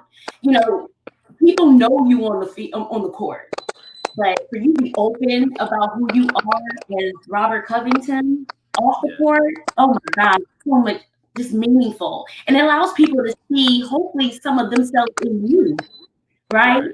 That's the main thing that I want to try to do is to help people understand that it's okay. Like we all deal with a lot. Like it's about how you handle it, how you view it, because like during that phase, like I didn't handle the first trade well. Like that was part of the emotions that was caught up in my mind. The second go around, like I even though I have built bonds in Minnesota, like my transition here, it wasn't as bad as it was the first time, because like I said, I was open, like my mind was understanding and evaluating things at a different pace and different understanding. So I was able to look at it as a different, view of everything.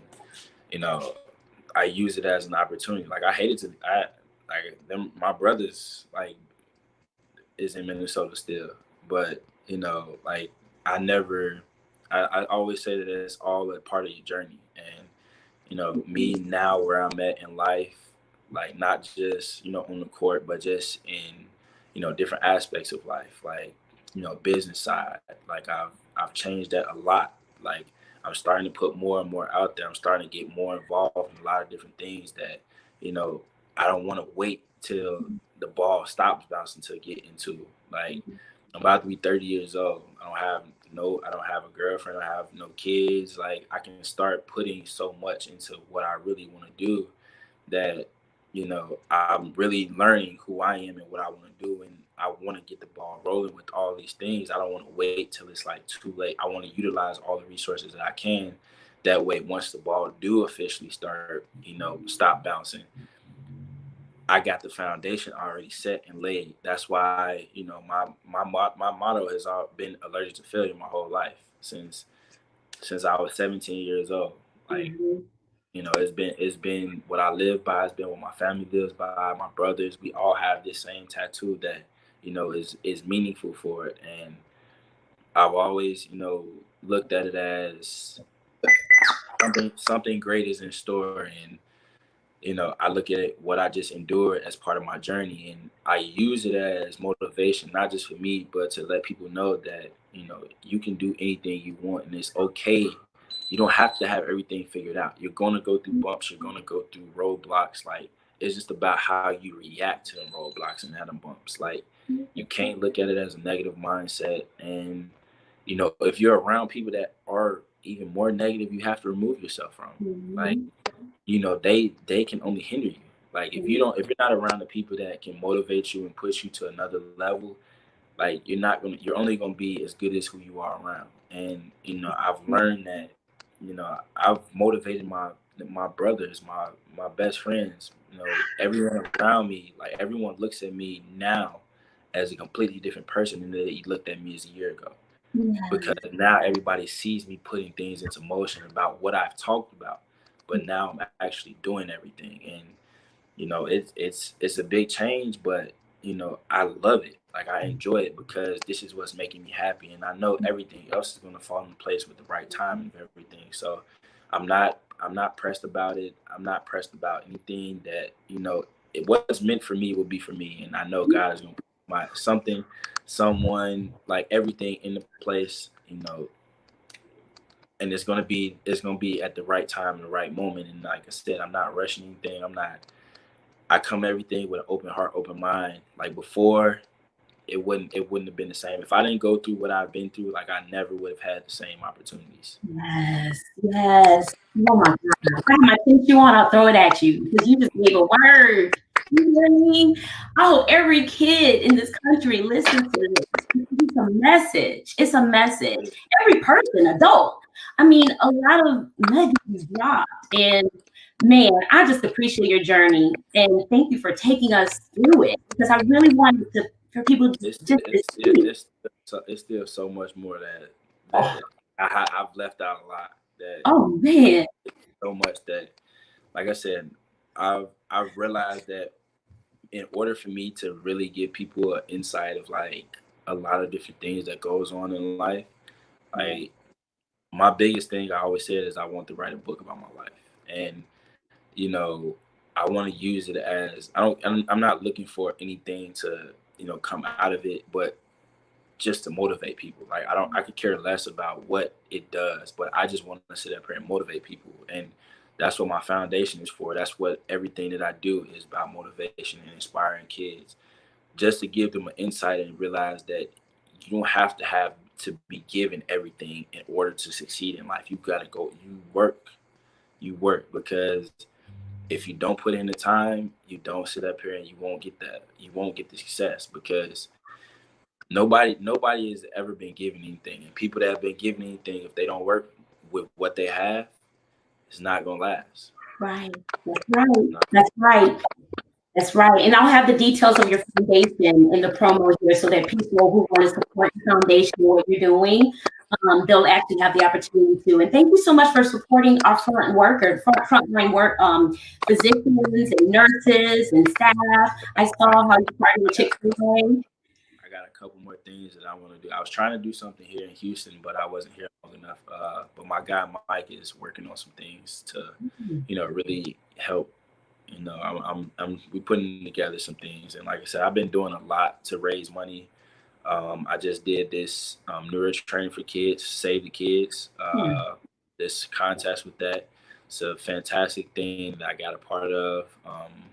I just did something else. I just closed one of the biggest deals of my life in Chicago. So I'm excited. I'm super excited about that. And like I've been, just putting this time to use. And like I said, there's been so much that has happened, like, not just for like me, but for people around me. A lot of different things are going and changing. Like, I'm seeing everyone sitting up here. We all talked about how we wanted to, succeed in life, but now I'm really starting to see everyone put things into play, and we're all benefiting from it. And we're all having a tremendous time. And like I said, me being the spark plug to a lot of people, it shows that I've been an uplifting factor for a lot of people, and they see how motivated I am now and how thriving I am, and how everything goes. Is just, like I said, somebody literally cried in my arms the other day,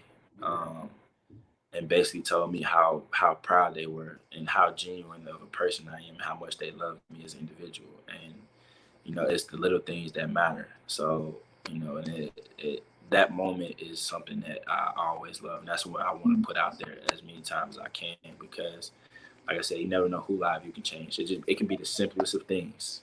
The simplest of things. It can be, and that's not your talent. That's your heart. That's your gift. It has nothing to do with basketball. That's who you are. The people do that. God bless you. Seriously, God bless you. Thank you. Oh my God. Nice.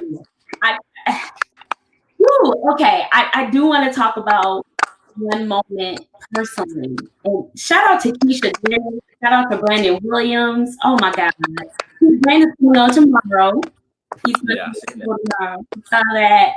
Man, two of the most just amazing people on this earth.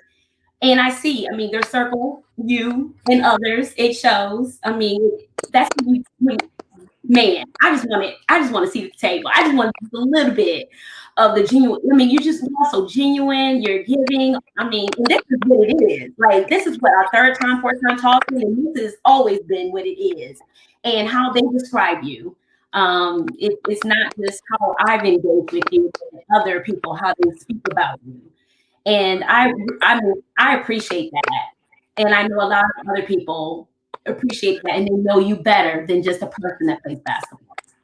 Right. Okay? Yeah. We gotta give them a sense of who you are as an individual. And like I said, I'm big on letting people in. And I want to inspire as many people as I can, because this journey ain't easy. It's not easy. Yeah.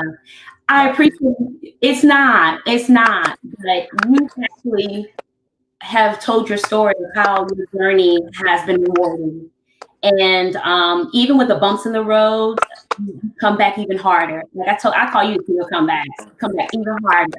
Every season, every season you come back even harder, even after an injury, whatever. Those time you missed 2 or 3 games, you came back hard, right? Beasting. I mean, just crazy. But I was in LA on February 6th this year. February 6th, right? That was the day. And I was there. My brother lives there, and my dad is there as well. So, I come from a sports family. So, we had tickets to the game in LA. And that was the day you got traded. Yep. Right? Yep. Listen, it takes my brother to tell the story. I was in the section. I don't know what section I was. It don't really matter. Yelling, okay? Yelling, right? Now, a lot of people that know me know that I'm not a team fan, and I guess this is against the unwritten rule. Like, I'm from Michigan. I guess I'm supposed to be shooting, rooting for the Pistons. No, I've always rooted for Magic Johnson, Shaq, Dwayne Wade. I mean, everybody knows that. LeBron, and finally Roco. You make the squad, Roco. You make the squad. Part of that squad. That's some big guys. Right, little me. But man, you came out. Listen, let me show you this. 29-25 Lakers. Westbrook going at Davis. Throws it back out. Here's Covington for 3. There's no need for Kuzma to come inside and help. 8 in all, along with 11 rebounds. Here's Covington for 3. Back by Green on the switch. Covington over Davis. Yes! Oh, man, what a tough shot. Covington. Yes! Another 3.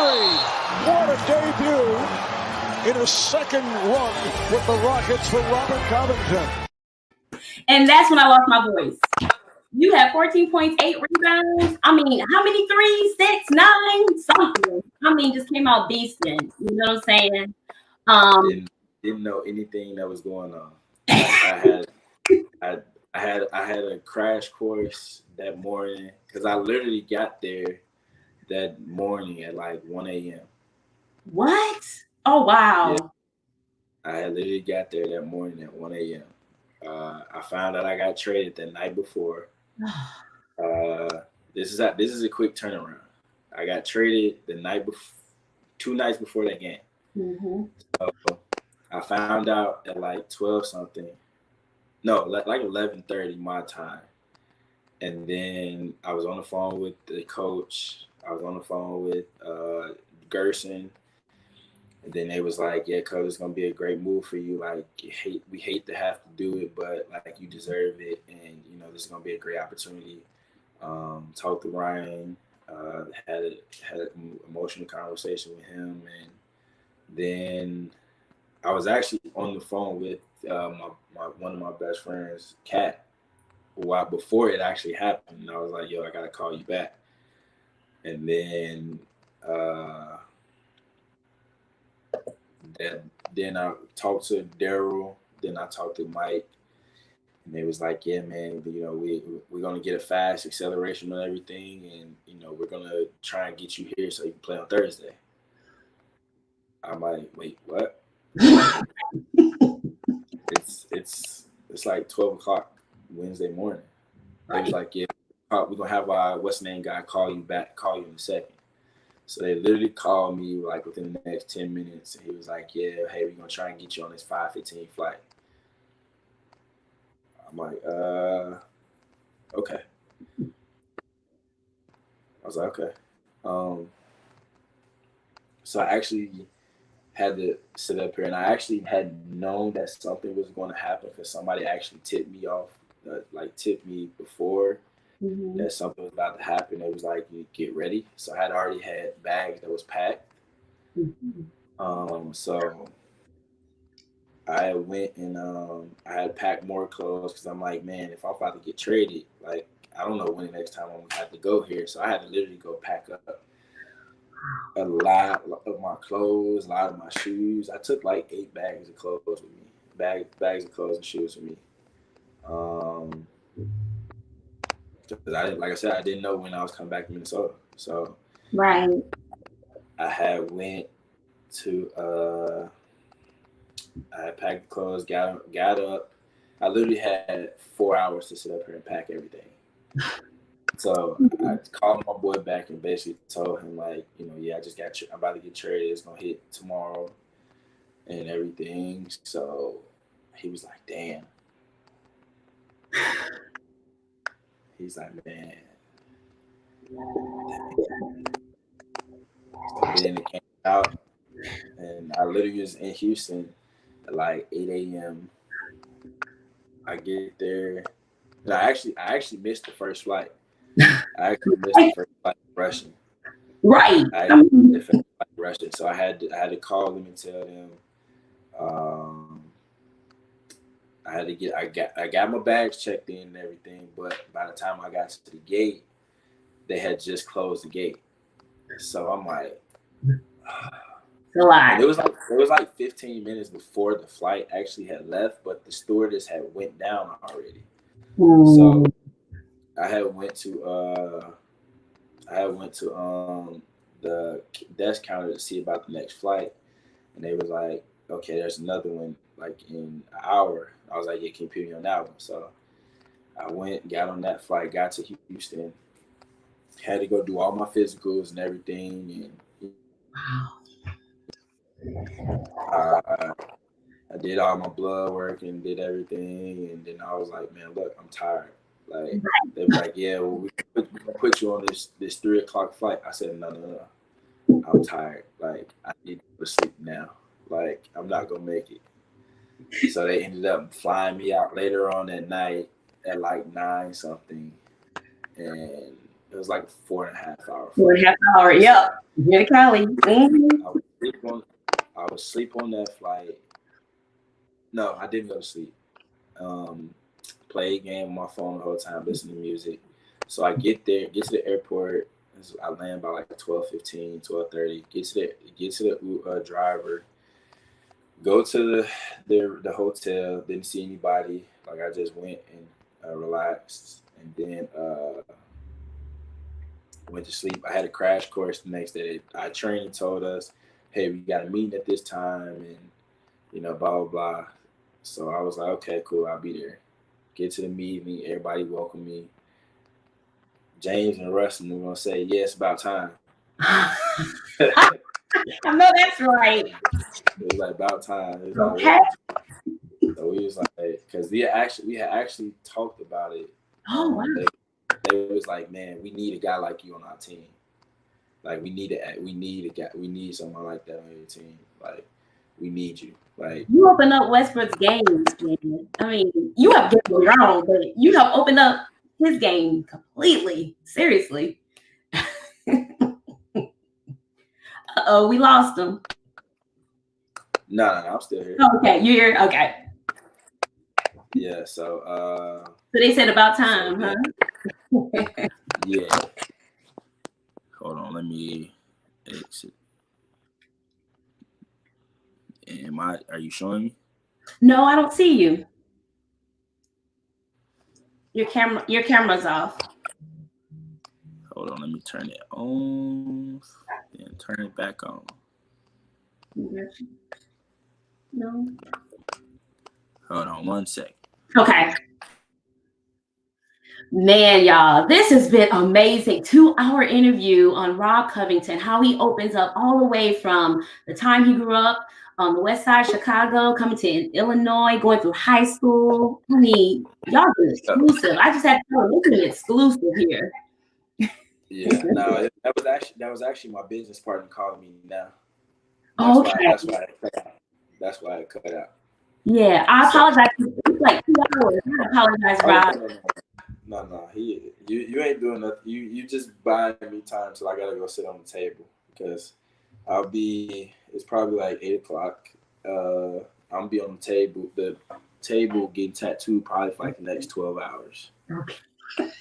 So yeah, my last session was 15. My last session was 15. So. Oh my God, 15? Are you serious? Yeah. How do you do it? Oh my God. I was asleep for majority of it. So they just knock you out or something? I mean, I'm sure you take. I just have a high pain tolerance to the point where like I just get bored and like I end up just falling asleep. Yeah. Yeah. A lot of my tattoos like I've fallen asleep on, like, and people thought I was crazy. They was like, "Man, did you take some?" Or I'm like, "No, I just go to sleep." Like it's soothing. It's like calming in a sense. Yeah. Relax. Oh, yeah. But like I said, it doesn't do too much. Like I said, I have a lot, but like none of my tattoos are none of them. Everyone has a meaning, so like I never have anything that doesn't have a meaning on me. How many do you have right now? 1, 2, 3, 4, 5, 6, 7, 8, 9, 10, 11, 12, 13, 14, 15, 16, 17, 18, 19, 20, 21, 22, 23, 24, 25,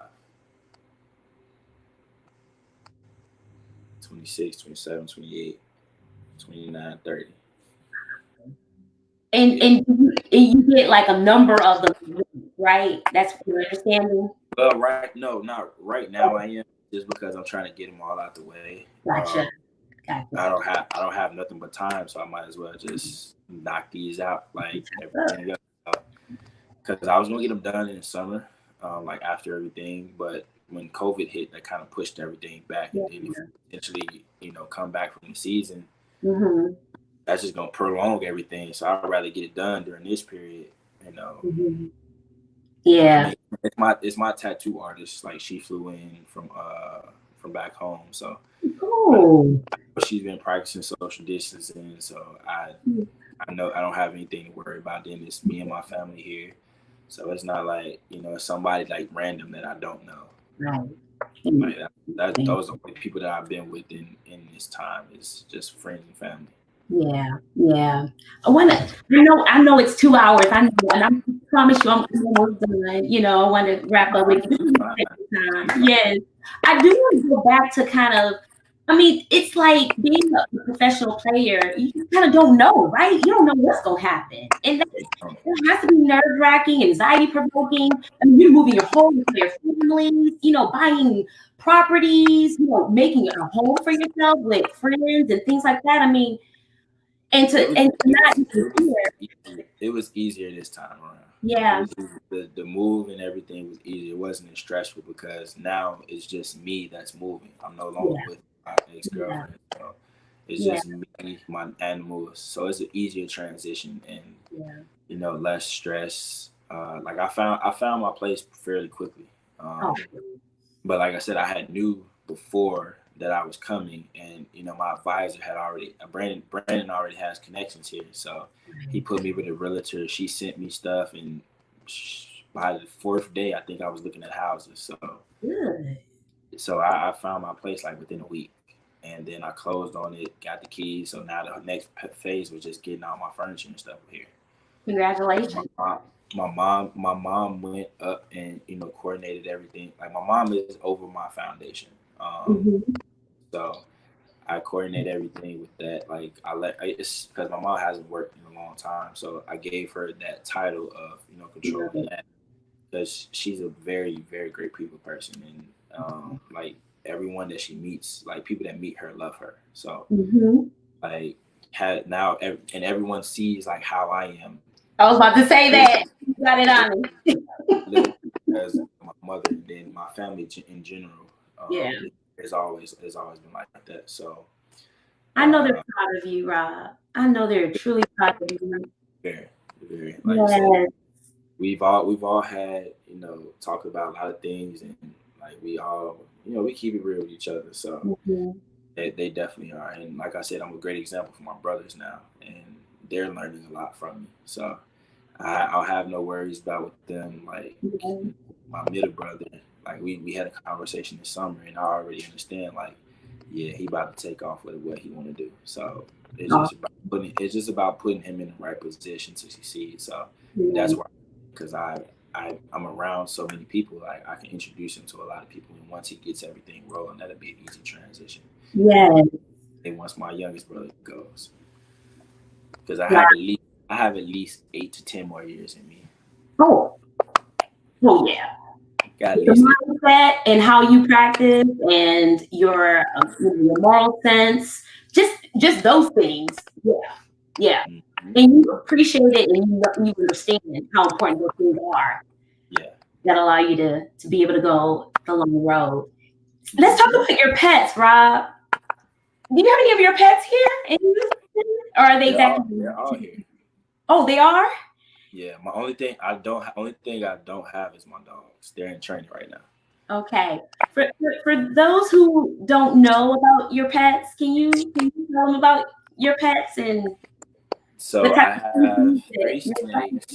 have 3 snakes. I have 4 leopard geckos. I have 2 dogs. Well, really, I have 4, but 2 of them live at home in Chicago with my mother. And how big are these dogs?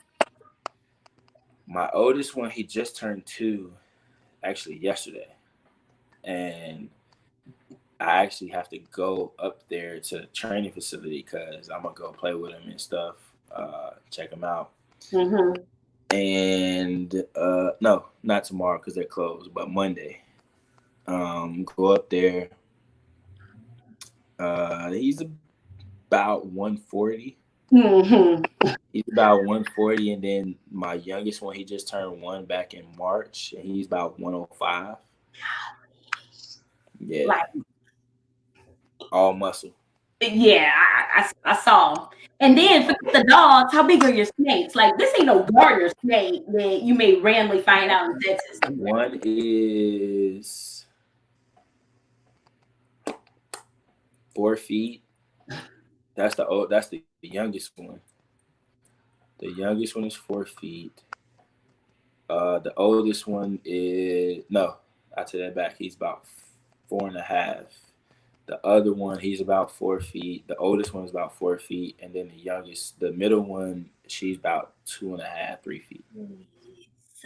And the not the girth, but they're not big at all. They're not big. They're about that big.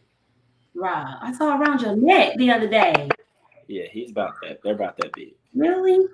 Yeah, they look like they're bigger. They're not. Okay. Your affinity for reptiles, where does that come from? One of my favorite shows growing up was Steve Irwin's Crocodile Hunter. So that's kind of where my fascination came from. I used to watch that all the time, and I used to see how he had that relationship with stuff. So I kind of grew from there. I've wanted a monitor lizard. I've wanted iguana. I wanted a baby tiger at one point, but I was like, realistically, I'm not going. Like, I want a monkey. That's a lot of. I'm infatuated with animals. I love animals. So, that's what. Ultimately, that's what I want. Yeah. I said if I can obtain one legally, I will get one. But it's hard to keep a monkey. Yeah, I understand. Joyce, who's watching, said that's big when you say it like this. Like, that's big. It's really not. You think about it, they're small. Today is actually the day that I'm feeding them. So. Oh. Yeah. Really? I feed them today because I have the food down. What do you feed them? I feed the younger one mice, and then the older ones rats. So you just buy mice and rats and keep them somewhere, and It's a pet. Yeah, it's a pet store here that I go to that sells live ones, and I put them in a box. I put the mice. I put the rats. Not the rats. The snake in the box first, and then I put the rat or mice in there. To let the snake get comfortable first, and then I put the rat in there because I don't want to put him in there. I don't want to put the mouse in there first before I put the snake, because I don't want him to fool around and grab the mouse while he's in my hand. So it's kind of weird to be holding the snake while he's lunging out at the snake, because he might mistake you trying to hold him back and turn around and bite you. Right. Oh my God. Yeah. Wow, that's pretty. I mean, that's pretty remarkable to have those animals. I don't even know what. Can you tell me another word? I don't know what I'm saying. I mean, when I saw, I was like, wow, that's okay. And everyone calls me crazy because I have them, and I'm like, I'm not. No, I would never use that. Especially being an animal lover. No, not at all. I just think it's people just, like I said, people think it's crazy because they said that you can't read them, but I've had them for years, so I know my snakes. So I know when to go in the cage and get them, and I know when not to. So it's about like the temperament of them. Like I've been around them, and I handle them all the time, so I'm comfortable enough to be with them, and they're comfortable with people. The more you handle them, the easier they are to interact with people. The less you handle them, that's when snakes are typically more aggressive, because they don't know what to sit up here and decipher. So I tend to take them out every day or every other day, and just have them around and just let them flow freely. I've even let them float in the house. When I'm by myself, I'll put my dogs up and I'll let them roam around. Wow, that's pretty amazing. Yeah, it's pretty amazing. It is. Wow. Do you feel that being a pet owner has worked in other areas of your life? It's kind of like you're still talking about sensations or their senses. You're keen. You're a very keen person on the court. You know what I'm saying? You know where to go, where to do it, and shoot, and you got it. I mean, do you feel that it definitely helps? Because, like I said, having dogs, I interact with them and I play around with them all the time, and I'll mess with them, I'll wrestle with them, do a lot with them just to keep them engaged, and it keeps me on my toes, because they're still puppies. At the day, they're still puppies, and they don't know what they're doing, so sometimes they throw their body around and I have to react just so they don't sit up here and hit me or over it. I'll run around the house, let them chase me, run up, do things. It's a lot that I sit up here and do just with my snakes and whatnot. I just handle it as much as I can. So even my leopard geckos, and everybody talking about they're weird, because you feel their claws when they sit up here and they crawl on you, and it just feels ugh. Everyone says that it had my brother, one of my best friends freaking out. It had my brother freaking out. Everyone messes with the snakes except for a few people, but even my mom was terrified of them. I was gonna ask you about your mom. Yeah, she was terrified of them. I still have the video of her until this day, and she loves them now. She'll handle them. She'll sit up here and she'll do a lot. And like I said, just the calmness of the animal, when the snake is just free flowing through your hands, it's just a piece a little bit. You feel how smooth their skin is, and how it just glides in your hands. It's just one of them moments where, like you said, it's just calming. It's not nothing that keeps you on edge. And I know, I've literally had my snake literally looking at me this close to my face, and I don't feel threatened or anything. Joyce says that it relieves a lot of stress, is what she's hearing you describe, and I would agree in how you describe it. That how you're describing Texas and the movement. Peaceful. It's peaceful. A lot of people look at it as, like I said, I'm crazy to have snakes. It's really not. They're one of the most calmest creatures you can think of. Yeah. I appreciate you sharing that. And if it's anything else to that, your perspective on life and different, phase of your life has been awesome. Awesome. You take it in and you create something, and you just pour it out, and it's successful. No matter what comes your way in life, you create the perception that you receive from. Amen. Not what the world is trying to give you. You create. That's why through this whole pandemic, I've looked at it as an opportunity for me to really tap into who I am, like really understand like what it is that drives me, what my purpose is, and being what things that I miss out on. Playing a season for 6-7 months out the year, you miss out on a lot. Yeah. So I was able to, unfortunately, my brother wasn't able to walk his stage, but I got to spend time with him as he sit up here and relives his whole moment of him graduating. Then I get to see my youngest brother, and I get to be with my mom. My dad was here. Like all of us in one facility at once is rare because they're in college. My mom, my dad works. I see my mom more frequently than I see anyone. But we all talk every day, pretty much. But us being here, like, and spending time with us is rare. Yeah. Even when I left to go to college, I was only there for 2 months. But I missed significant things. I've only seen my brothers play in high school, maybe basketball. I've only seen them play basketball games maybe 3-4 times. Football games I'm able to go to because, like I said, it's in the summer. It's right before so I can see football games. But like, in college, I've only seen my middle brother. I've only seen him play once. I've only got a chance to see him play once because, once everything gets kicking off, like when I have time, it's like it's either on the road or it's so much. But this past year, I was able to go see him play.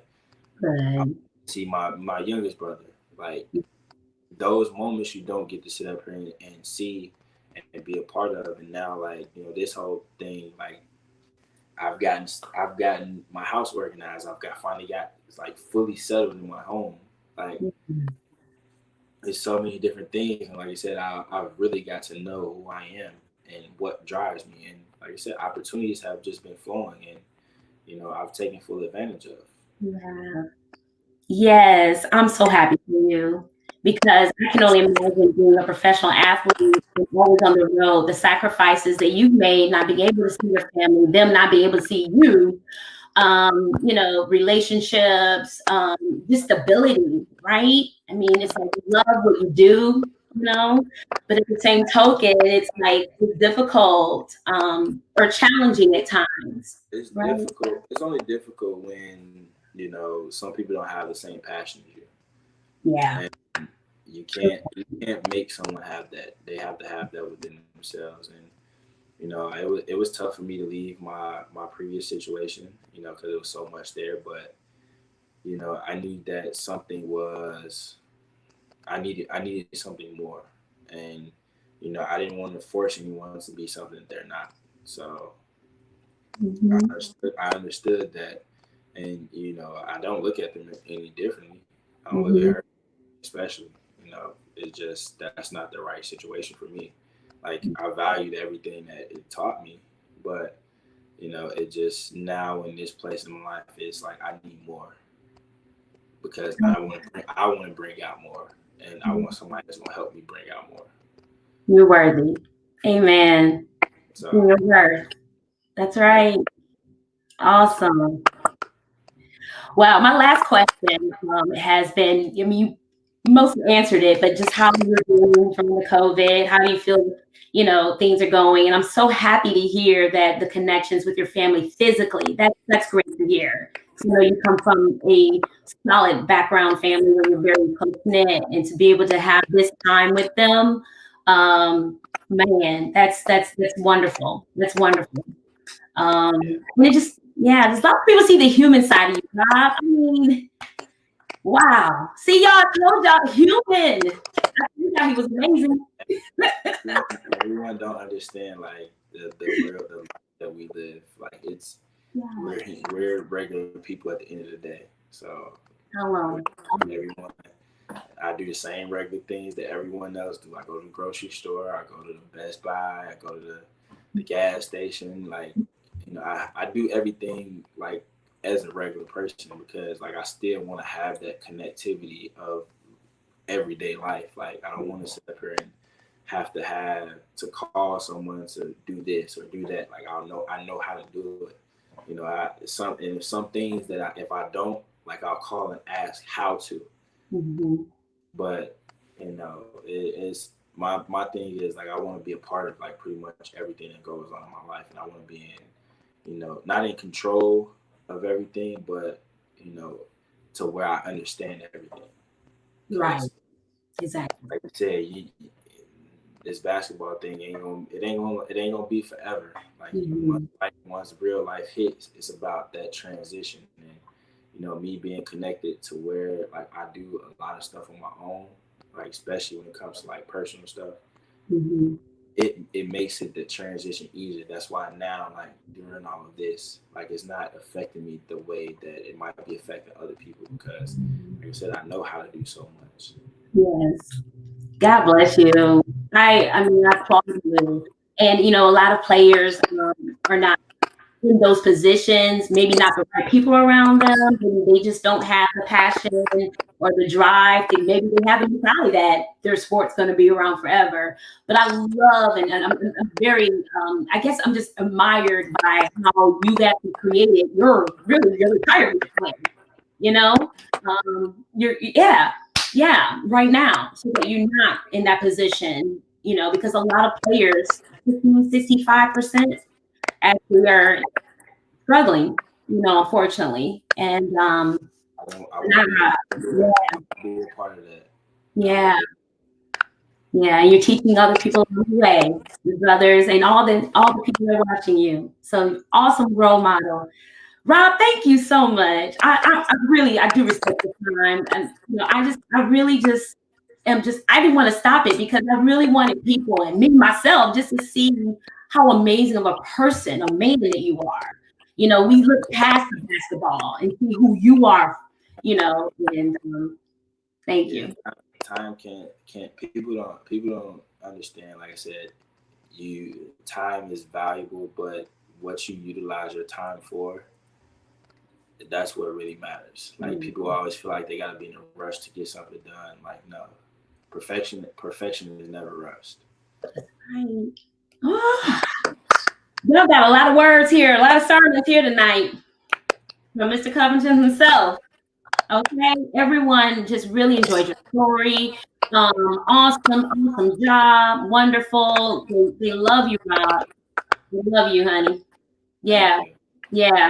I see the couple of the comments on the screen.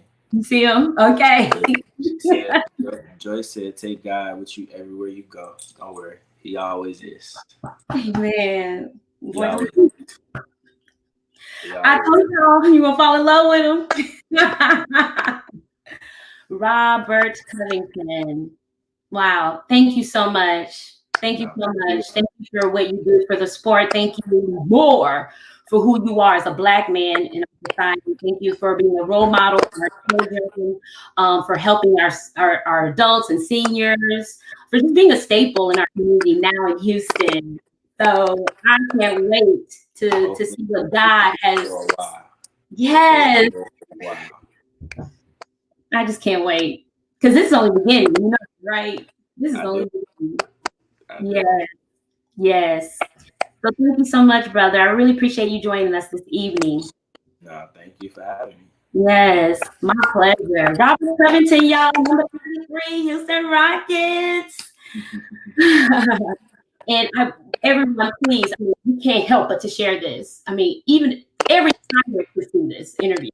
Those who were inspired, by basketball, sports, how about just inspired, just as a role model, wanting a role model for your children.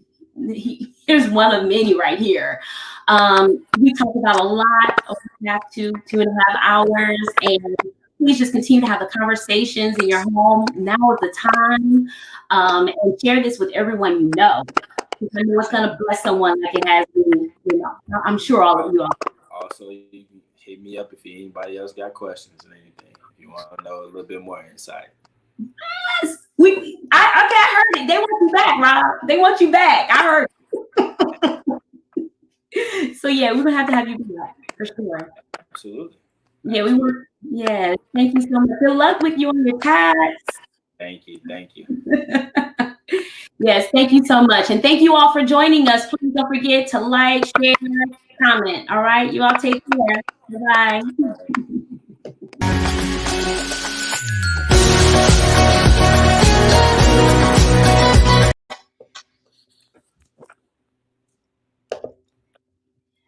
Sorry, Rob. One second here.